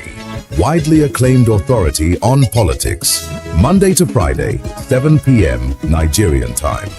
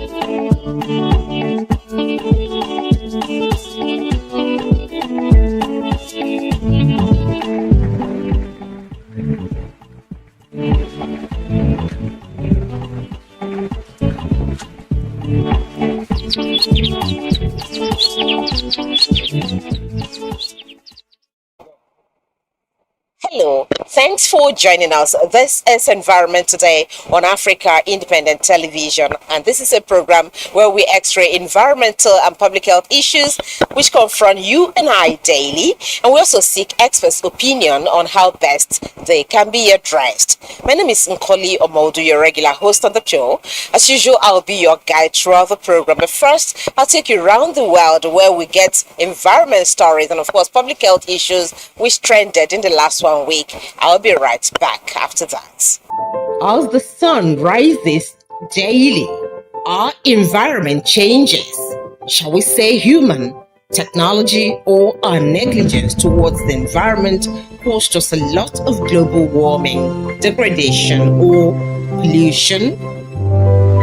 I'm Nkoli Omodu, journalist, global environmental analyst, and host of Environment Today on AIT. Join me in the environment capital of discussion in Nigeria, Africa, and the world on what is happening in our society, how we can improve our environment culture. I speak to newsmakers, environmentalists, activists, and game changers. The bold moves, big issues, solution topics is all right here. Make Environment Today on AIT your weekly watch. We all want to do our best to win for our team. But right now, we're losing to the illegal trade in wildlife. Illegal bushmeat is on sale in our cities, risking extinction and our health. We've become a center for ivory and pangolin smuggling, and many of our iconic species are threatened with extinction. So please report wildlife crime and say no to illegal bushmeat. And let's work together to win for Nigeria. Keep them wild, keep us safe.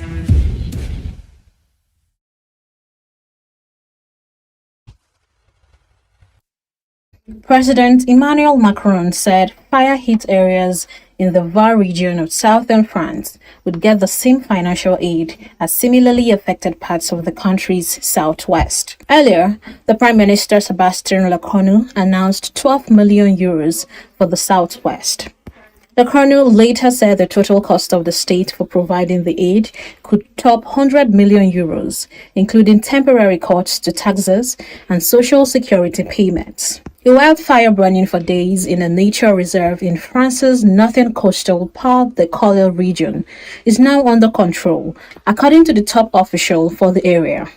The fire ran across around 190 hectares of vegetation on dunes in Mount Saint-Freix before being stopped on Friday.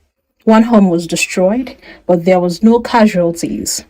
Authorities in Spain's northeastern Aragon region said they were optimistic in the fight against a huge fire that has razed more than 70,000 hectares over the past week. Officials directing the battle against the blaze said the major part of the fire has been stabilized and 2 historic monasteries threatened by the flame are now not thought to be in danger.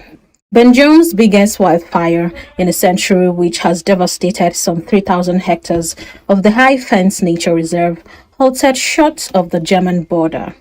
But officials warned the blaze was not yet contained and could still spread further. French Prime Minister was heckled by around 200 people dressed in black as he visited a village in the Gardon region where 183 homes burned down. Some residents alleged authorities prioritized fighting fires in the upscale Cap Ferret Peninsula, where many affluent Parisians take holidays over protecting the homes of locals.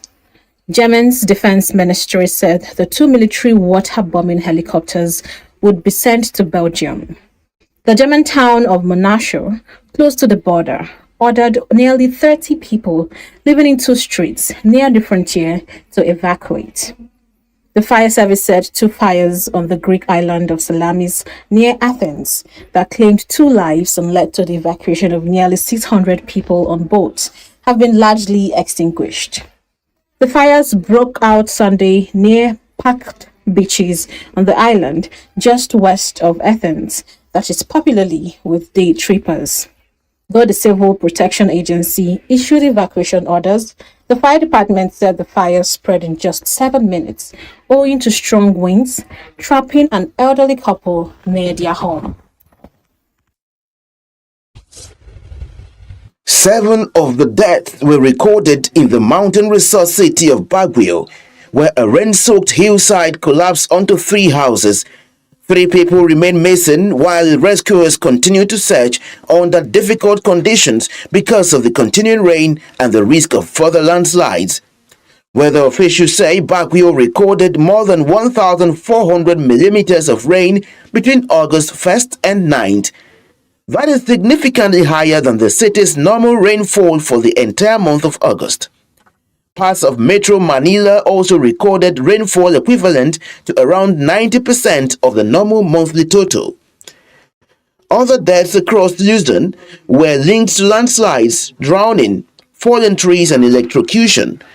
Although floodwaters have started to recede in some areas, authorities say the situation remains dangerous with heavy rain continuing in parts of the country. The flooding has also renewed concerns about the Philippines' long-standing problems with flood management. Public Works Secretary Vince Dizon says years of faulty or inadequate flood control projects have made communities more vulnerable to extreme weather. The Philippines is one of the world's most disaster-prone countries, facing an average of about 20 storms and typhoons each year. Scientists say climate change is making extreme rainfall events more frequent, longer lasting and more intense, increasing the risk faced by communities across the archipelago. The fire has already destroyed about 900 hectares of the national park, while thick smoke from other fires is spreading across communities and even into neighboring Malaysia. Authorities are warning of difficult conditions ahead as Indonesia braces for an unusually intense dry season. About 200 firefighters, forest rangers, police officers, and soldiers are working to contain the flames at Bromo. Supported by 3 water-bombing helicopters and fire trucks, the national park, one of Indonesia's major tourist attractions, has been closed to visitors since Saturday, as crews battle to bring the fire under control. Authorities say the blaze is part of a wider wildfire problem affecting the country. More than 107,000 hectares of land have already been burnt across Indonesia this year, while more than 48,000 personnel have been deployed to fight fires in 6 provinces. The government has also deployed aircraft for cloud seeding in an effort to encourage rainfall where conditions allow. The fires have also created serious air quality problems in Pontianak on the island of Borneo. Schools have been closed for a second day because of heavy haze, with children learning from home until air quality improves. The smoke has crossed into Malaysia, where authorities recorded unhealthy air pollution levels in parts of Sarawak and advised residents to remain indoors.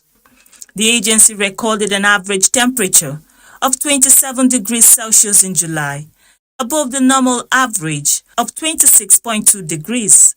Officials say they are closely monitoring the situation as firefighters continue efforts to prevent the flames from spreading and reigniting. Driven by a passion to catch them young as leaders of tomorrow, the Eco Explorer Bootcamp brought together 160 children for lessons on how to mitigate climate change and ensure environmental sustainability. Everybody has a role to play in protecting the environment. We should not just leave it to the adults, we should also involve our children, because the habit that they cultivate from now will stick with them for life. And the things that we are trying to forcefully teach adults on environmental responsibility will be easier if we start from this tender age. We recognize them as change makers today, not just future leaders of tomorrow. And that's why we have brought them here, not just to just teach them, but also to make them to do it, to do practical, so that it can stick and they can go back home and replicate everything that they have learned here today. So then they've learned gardening, they've learned how to upcycle, just basic things, maybe like water bottles, plastic spoons, and other things, even fabric, how they can make use of waste fabric so that it doesn't become waste. They are also doing painting around environmental pictures so that it will stick. They're also doing that. We also have some mini quiz among themselves, competitions, just to make them to be hands-on and fully involved from the beginning of the program to the end of the program. I learned about the environment, about recycling waste, using it for other useful things like pencil case, toothbrush case, and other things. When I'm about the environment, I should keep the environment clean and healthy so that there will not be pollution. When I put dried ice into a bottle and putting it inside warm water and put food coloring, 2 drops of food coloring, and put the balloon on the mouth of the bottle, and the things blew up. And that's what thinks about carbon dioxide gas. So Lagos State is always at the forefront in Nigeria. So I'm not surprised. I'm not surprised at all. The little drops of environmental activism that they are planting, the seeds they are planting in these kids now, I'm very sure it will germinate into, these are going to be the leaders of tomorrow. So definitely we are going to have a city like, environmentally conscious like Singapore and the like. So I know from what they are doing, these kids are really going to make that happen. We know that the environment is of importance to us. It's God's gift to mankind. And when you teach them things about the environment, it sticks to them, and it wants them to be more aware of their surrounding, their environment, how they can explore the environment, how they can add value and meaning to the environment, and how it can also affect their life as they are growing up to becoming adults. So it's actually a very good initiative. The 2026 edition of the program, hosted by the Lagos State Environmental Protection Agency, LASEPA, is the second in its series. For most of our history, humans lived in harmony with nature. But we have shared in the balance, exploiting our planet for product and wealth. Creating a climate catastrophe, driving species to extinction, and polluting our land, sea, and air. The sight is clear. Time is running out. We must go from harming our planet to healing it. We must protect what we have and bring back what we have lost to have a more sustainable future where everyone can survive, because there is only one Earth, and so We must protect it. There's massive desertification that's just coming in. If you keep eating pangolin, you will not even see pangolin. And that means at the end of the day, we'll end up telling our children, we see open storybooks. Join Ntoli Modu every Wednesday, 5:30 p.m. on Environment Reports. One of the major challenges to grassroots development, according to stakeholders at the Maiden World Press Conference of the Youths on Ground Progressive and Mentorship Initiative in Abuja, is the gap between government policies and the communities they are designed to serve. They note that programs targeting food security, job creation, youth development, and national unity often face challenges of implementation and visibility at the grassroots. The Youths on Ground Progressive and Mentorship Initiative says it is seeking to bridge this gap by moving young people from the margins of political participation to the center of nation building. Nigeria's median age sits below 18 years. The demographic is either our greatest asset or our greatest risk. 10 million positive-minded youths united by structure, mentorship, and shared purpose represent a force capable of stabilizing our democracy and driving economic revival. The group says it plans to work with governments at all levels to ensure that people-oriented policies and development programs reach communities and produce tangible benefits for young Nigerians. Beyond government collaboration, participants called for greater involvement of the private sector and development partners to strengthen grassroots mobilization in leadership development and skills acquisition. What we came here to do today is to inform the world, inform the government of our impact, and request that they use Youth on Ground as that vehicle to ensure that the grassroots begins to feel the impact of the Renewed Hope agenda of Mr. President. As it prepares for nationwide mobilization, the initiative, which focuses on mentorship, skills development, and community peace building, says greater investment in young people and their inclusion in decision making will strengthen governance and also create opportunities for youths to contribute meaningfully to national development. You are found guilty as a corrupt person. You are dead. At a time when misinformation and disinformation are increasingly influencing public discourse, stakeholders at the 4th Economic Confidential Lecture and 6th National Spokesperson's Recognition in Abuja are examining the role of effective communication in addressing some of Nigeria's most pressing development challenges. The rise of citizens' journalism has made the creation and distribution of information easier than ever. This, however, makes the role of professional communicators even more important, particularly in ensuring that information is properly researched, verified, and presented in line with established ethical standards. I think this is important for us to understand that it's a gathering where we are celebrating PR professionals who are doing exceptionally well and who are doing their work professionally to the ethical standards of the work. Speaking on the theme, anti-corruption reforms, economic stability, and effective communication, the chairman of the Independent Corrupt Practices and Other Related Offences Commission, ICPC, Musa Aliyu, said the fight against corruption must go beyond government institutions to build anti-corruption values in individuals, families, schools, and communities. In 2024, we recovered over 24 billion ghost workers' pension. The tax before this room we are living now. It's not only to fight corruption, all of us, but to tell the truth about it well. Rather unfortunate that corruption is becoming a culture. We thought that we have bamboozled the young ones, that they are clobbered into silence, but now they are asking questions, and I believe that that is the way to go. As Nigeria continues its battle against corruption, participants here believe that responsible communication, public awareness, and sustained anti-corruption campaigns can help shape a culture where citizens are confident enough to ask questions, demand transparency, and hold leaders accountable.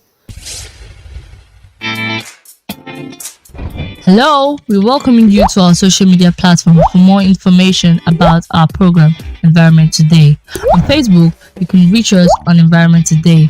On YouTube, subscribe, like, and share every of our episodes on Environment Today. Instagram, it is Environment Today. On Twitter, /Environment Today. And on WhatsApp, you can reach us on +234 8033 356 388. Catch up and do interact with us, and don't miss any of our environmental issues. Like, subscribe, and share. Thank you. Some people say animals don't laugh, but perhaps we don't give them a reason to. Our unique species of gorilla are only found in a small forest between Nigeria and Cameroon. With only 300 left in the wild, we cannot afford to lose even more. Traps and snares used in catching bushmeat often kills or injures gorillas too, driving them to extinction. And that, you agree, is no laughing matter. So say no to illegal bushmeat from endangered animals. Keep them wild and keep us safe.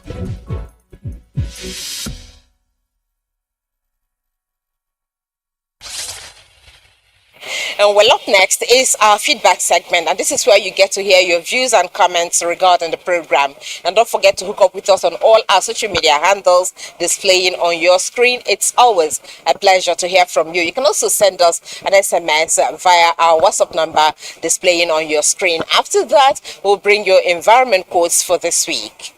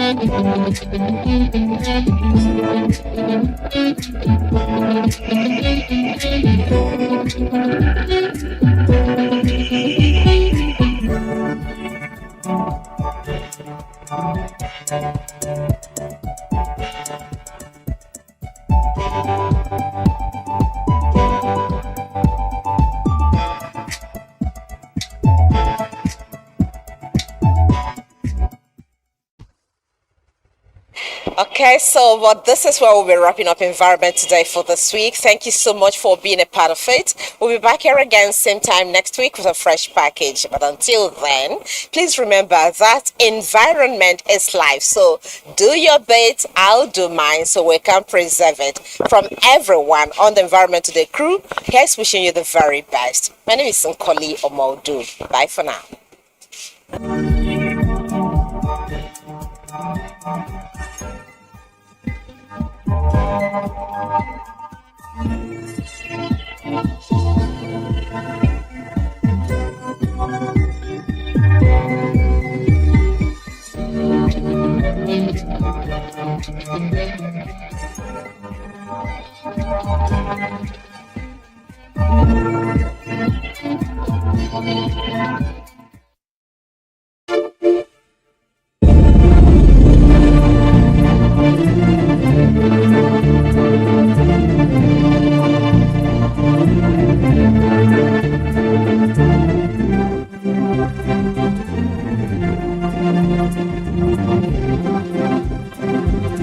Thank you.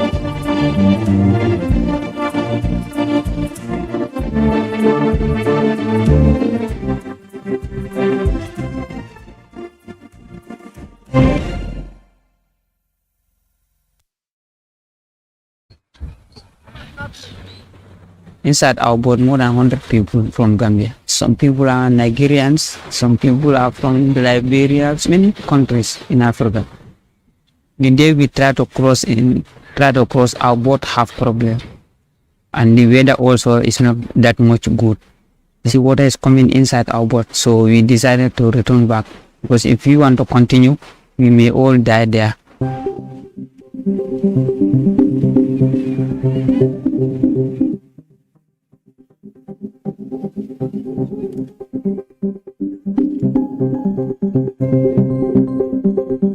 I want to go to Italy that time, through Libya. That time I'm 25, no money, no work, family. So I see many people who went there, they succeeded, they are helping their family. So I also decided to go. When I succeed, I also help his family issue. I used to watch news. I see some people die there, but what I intend, I should try and get that one. From Gambia here, I went to Mauritania and I spent 5 months in Mauritania. Then from Mauritania, I went to Mali, and from Mali, I went to Niger.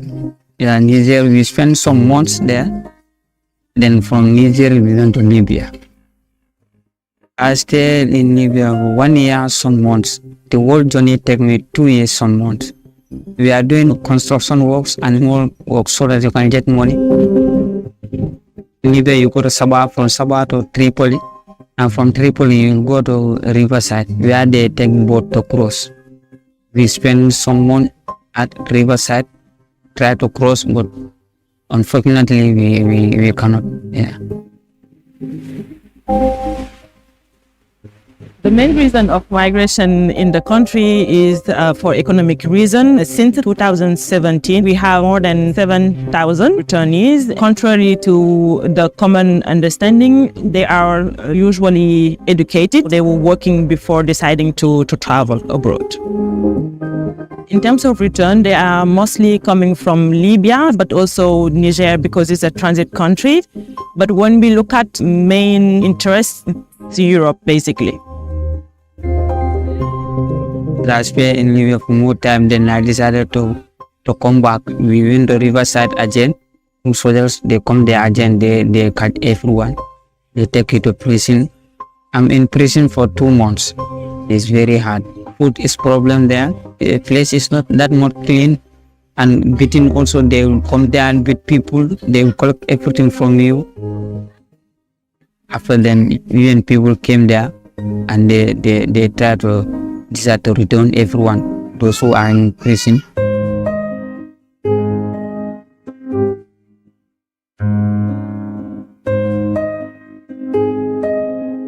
We look at the search and rescue, saving lives. We do have also all the assistance on Migrant Resource Center at the transit countries. Once they are back, IM is doing a whole support in terms of counseling, economic reintegration, social reintegration, but also, most importantly, psychosocial support.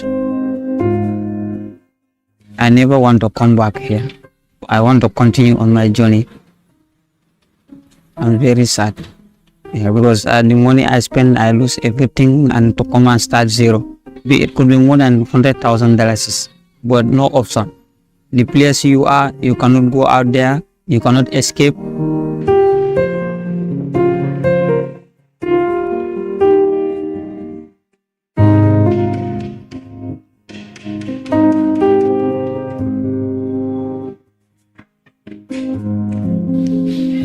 After I came back 2020, I get married. We have 2 kids. I just try to manage.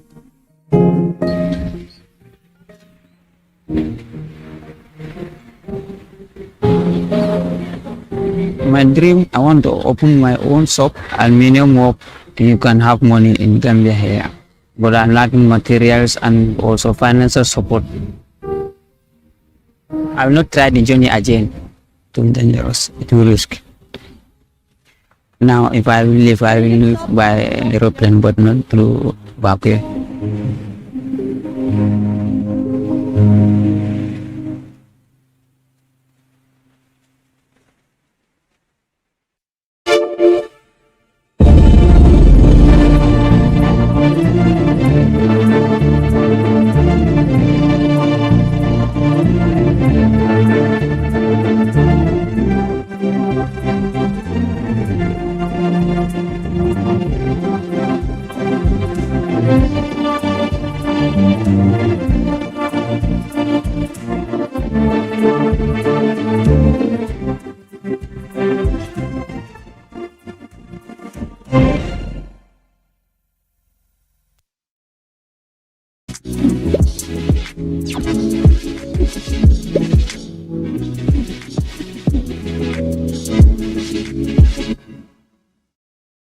Hello, you're on Initiative Africa. My name is Asha Sampath. Welcome to this new edition of your weekly magazine featuring Africa on the move through smart innovations and initiatives that work.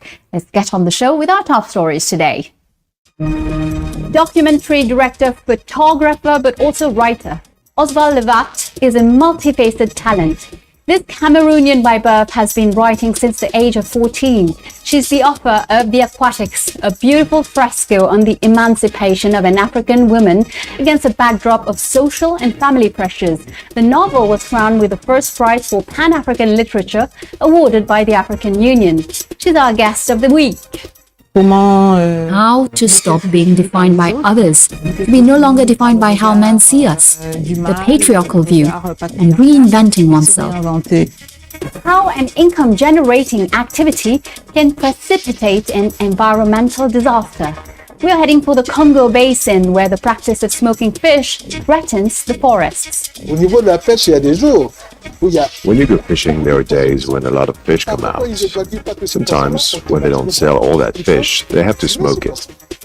African Books Take the Bus. A fascinating nomadic library bookstore traveled through Europe before taking the road to West Africa. The day before yesterday, I was in Arles, afterwards in Tarascon, all thanks to the African Book Truck. It allows me to make some exciting encounters. In Congo, the high demand for charcoal is a major source of deforestation. But it's not just about heating and cooking on a daily basis. Traditional fish smoking can also pose a great threat to the forest. This flourishing activity requires more and more wood.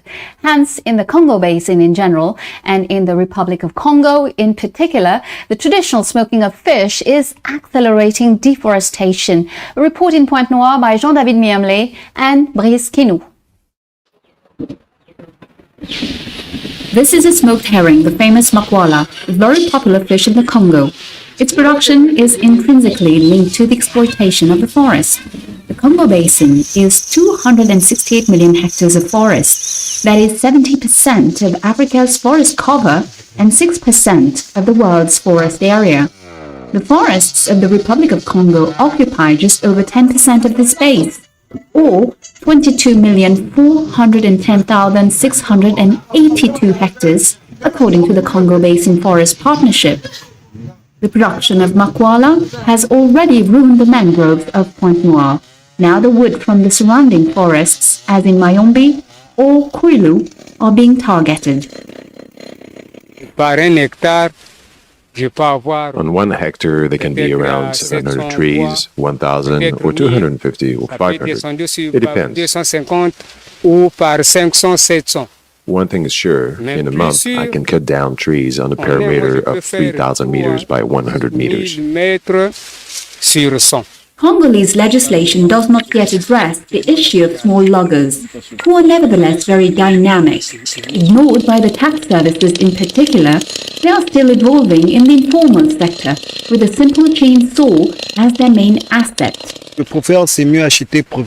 prefer to buy the land temporarily, because there is a period of 3 years to exploit the domain.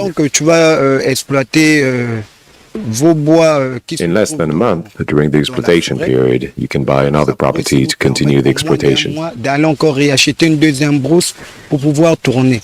This logger who says he bought a hectare of land for 1 million CFA francs, about 1,500 euros.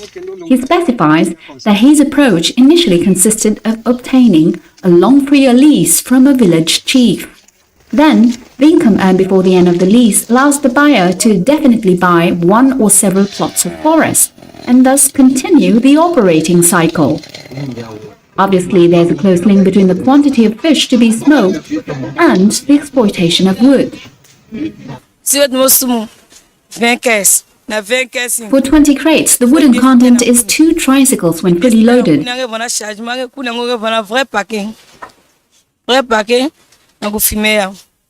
We start smoking fish in the morning and finish between 5 p.m. and 6 p.m.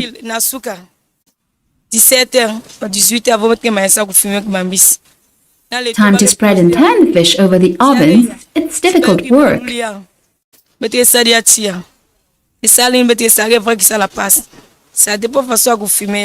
It all depends on the quantity and the size of the fish. When it comes to big fish, it consumes lots of wood.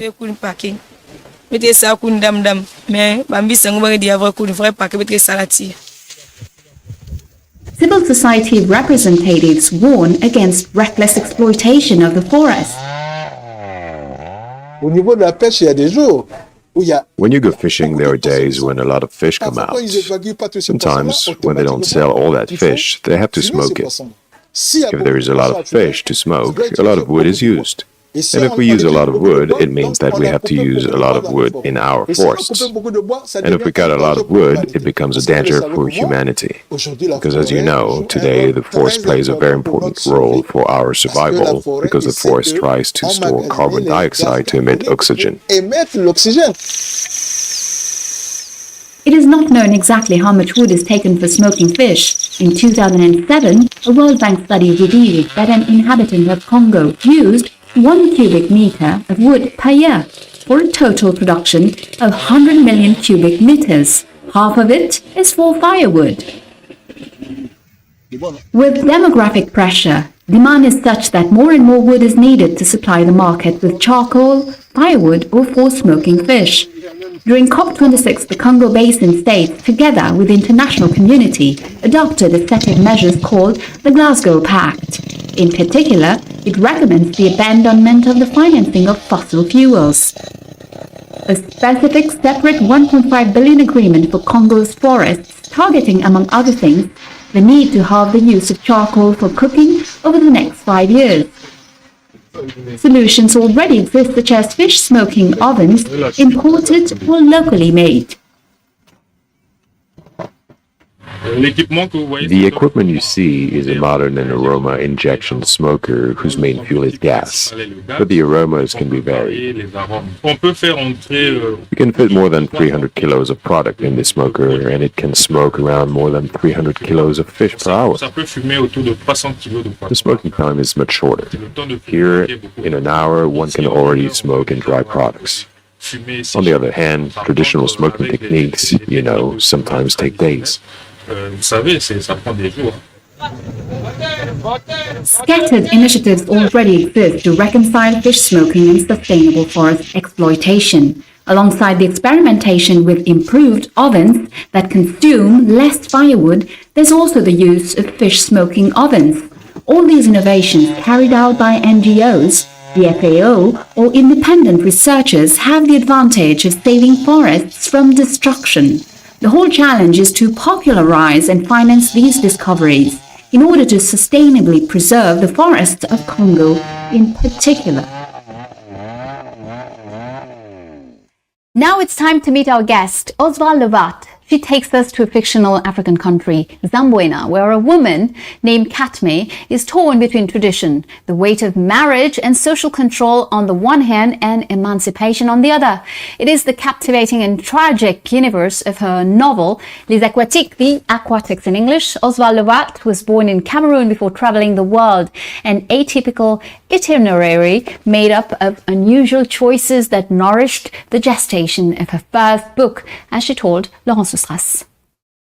Oswald Lovat, welcome. Your first novel, Les Aquatiques, is about Katme, an African woman on the path to learning and independence. Where did the idea come from? Is it something that's been close to you for a while?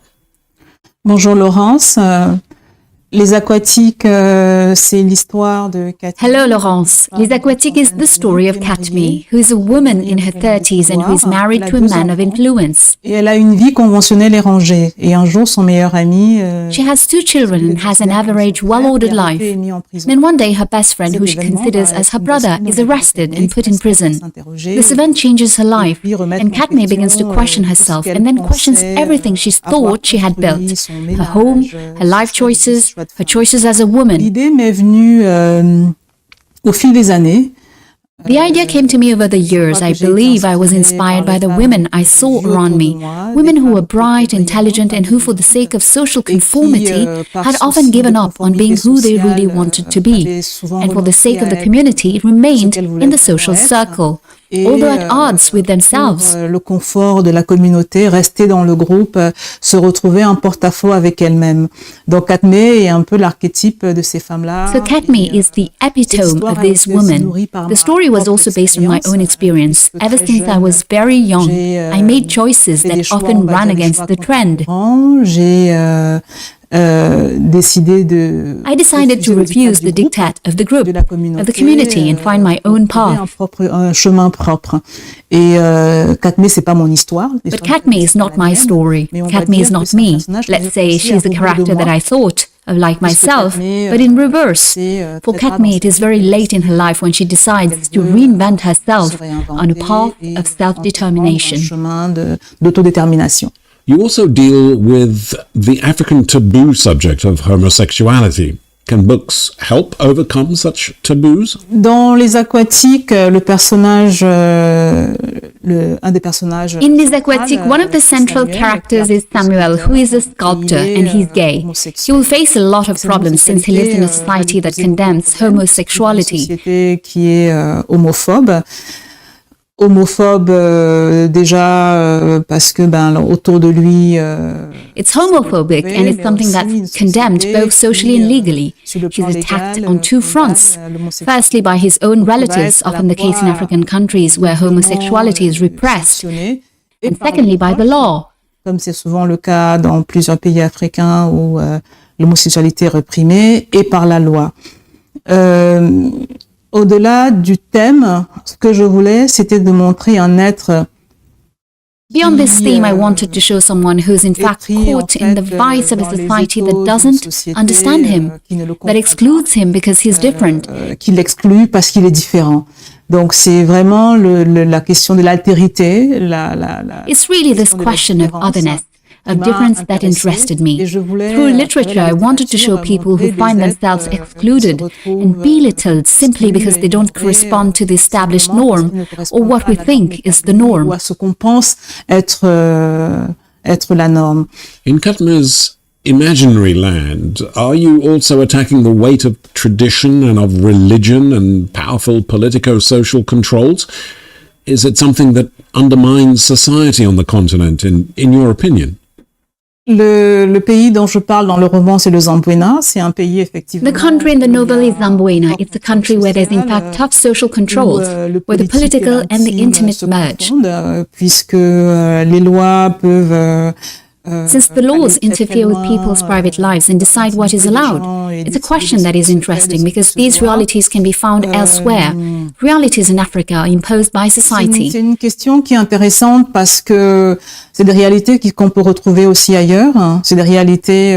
The power of the state over individuals and society. But it can be meaningful where there's poverty, especially when we see the proliferation of revival churches in Africa. Les individus, mais elles peuvent être prégnantes dans des contextes de précarité, notamment quand on voit la prolifération des églises de réveil en Afrique, où des gens ont, where people with very low incomes still manage to donate 10%, sometimes even more, of their salary to crooked pastors. De leur salaire à des pasteurs véreux.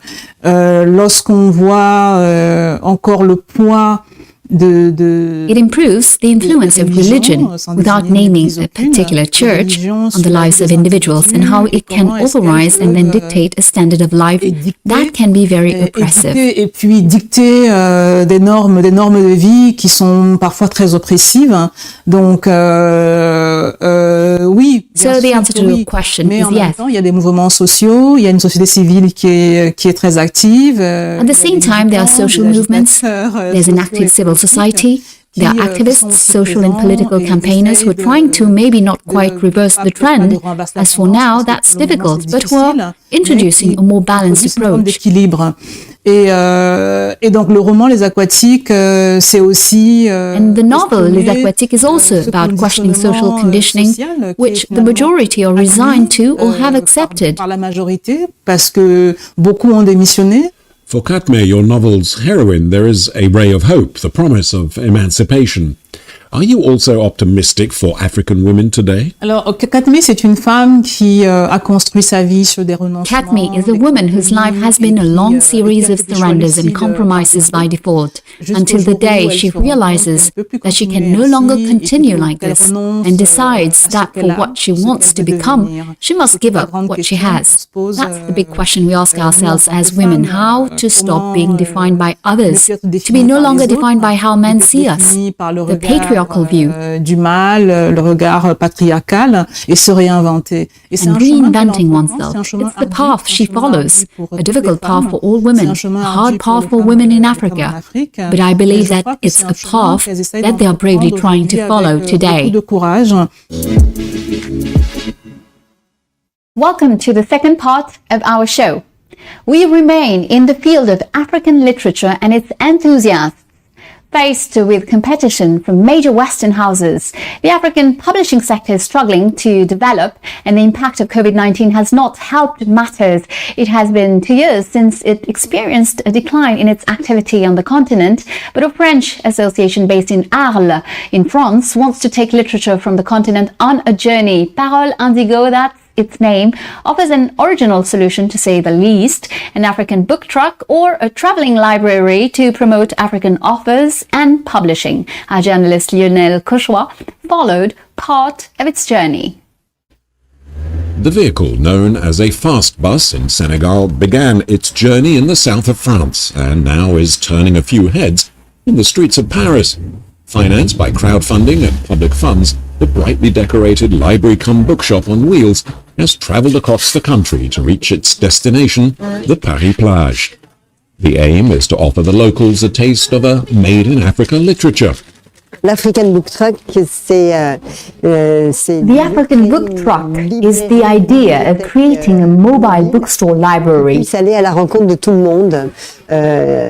can meet everyone in town centers, in the city outskirts, in the countryside, everywhere, to meet people, readers, and offer space that is both a library where you can sit and read on site, a bookstore inside the truck, a place for artists. Like a well-thought-through storyline, the idea did not come overnight. In French-speaking Africa, approximately 3/4 of books come from French publishers. In France, the presence of African publishing is almost non-existent. It seems important to me that there should be some kind of balance. In other words, that the multiplicity of authors existing on the African continent and who bring the voice of contemporary Africa can be better and more often heard. This bookstore, the selection of African authors and publishers from partner publishing houses, has several advantages. A closer look at the continent and modern stories that reflect the Africa of today. Publishing the books in the regional language makes it possible to reach a wider audience. The idea is to offer vibrant contemporary Africa, Africa in all its forms and diversity, since the continent is vast. With multiple cultures, it is also an opportunity for dialogues with parents, children, so that everyone can better understand the cultures of the continent. Ces livres-là, on nous les donne pas à l'école. These books are not provided in schools. C'est bien que des personnes. It's good that people like them step up so we can be educated. Qu'on puisse s'instruire. A chance to discover African literature for readers sometimes separated from their cultural roots. One of the goals that helped convince the project's partner institutions, and a concept that excited the director of Bibliocité, which acts as the cultural coordinator to the libraries of Paris. These are African publishing houses that are not widely distributed in France, books that are bilingual, which allow everyone to access these cultures, to share them, and for many of us around the Villette Basin to access their own maternal or paternal culture. It is a crossroads of culture that we find very important and very enriching.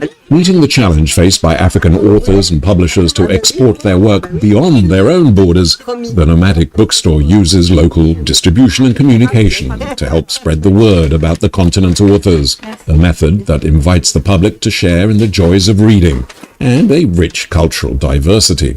Le livre physique est quand même irremplaçable. Contact with a real book is still irreplaceable. First of all, because it becomes a place for dialogue and cultural exchange. Le plaisir de lire les parents avec leurs enfants. The pleasure of reading with children and parents around the same book is a pleasure that cannot be compared. Un plaisir qui n'est pas comparable. Raconte un conte.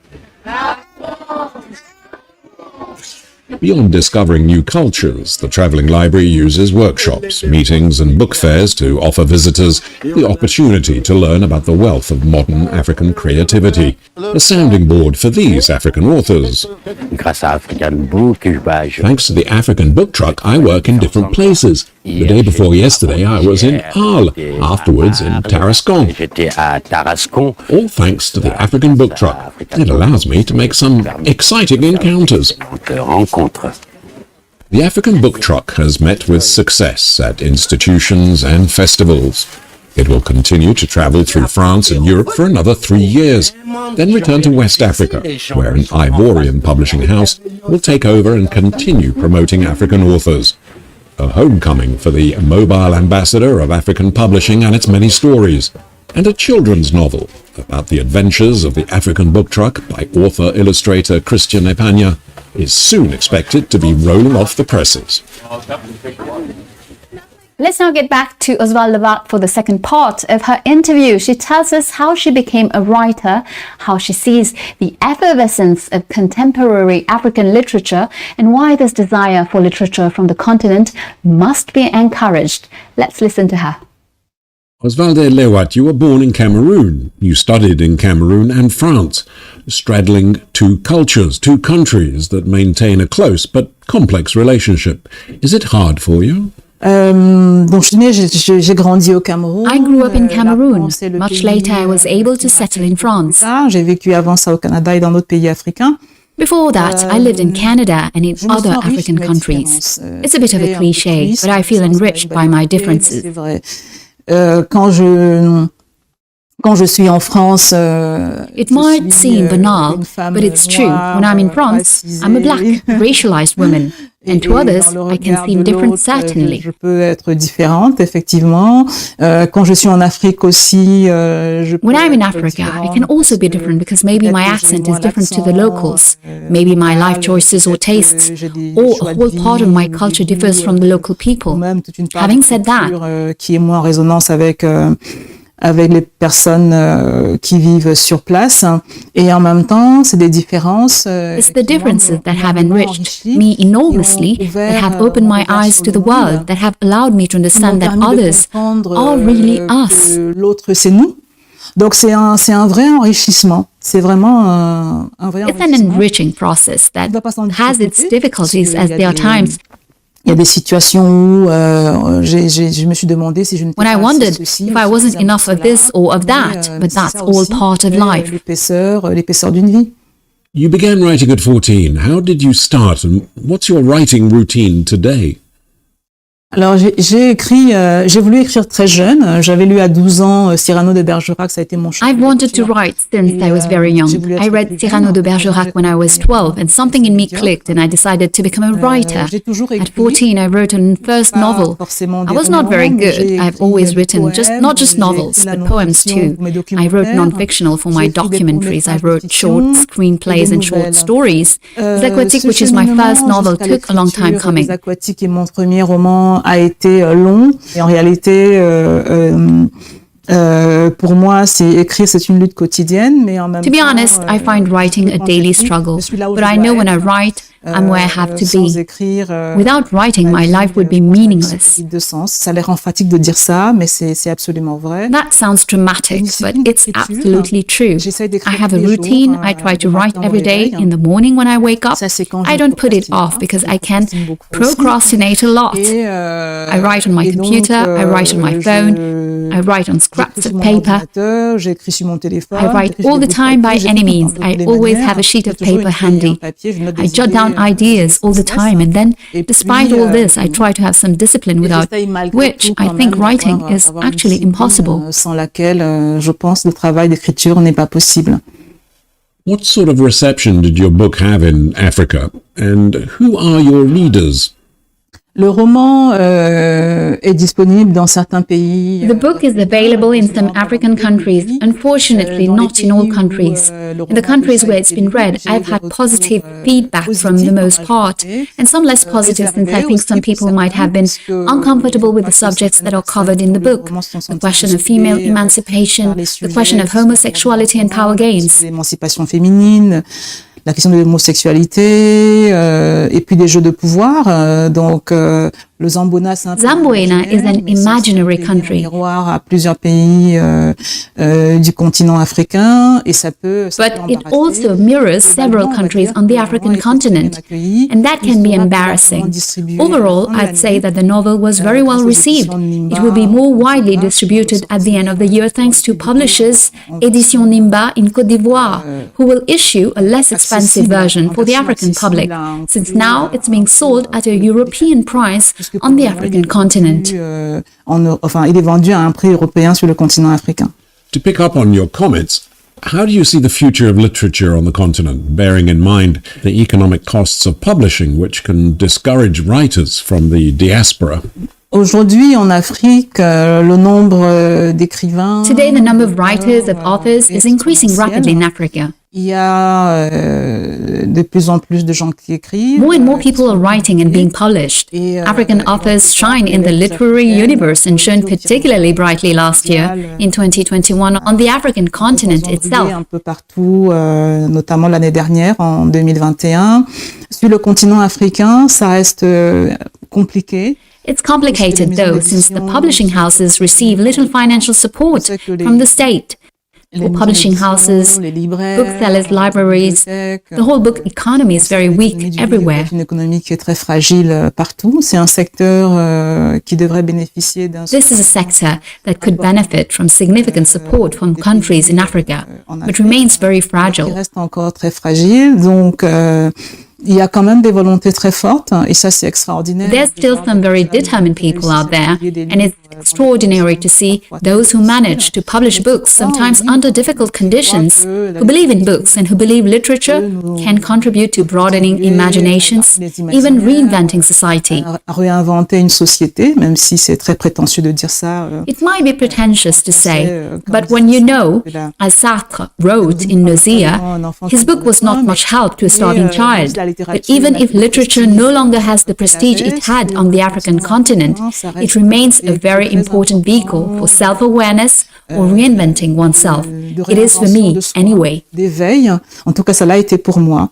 What do you think of the current wave of literature in Africa and the new writers, groups of writers and writers' clubs emerging on the continent? Je pense que depuis ce qui est considéré comme le premier roman africain, I think that since the first recognized African novel by Thomas Mafolo from Southern Africa in 1907, the continent's literature has continued to flood libraries, bookstores and imaginations, whether in Africa or abroad.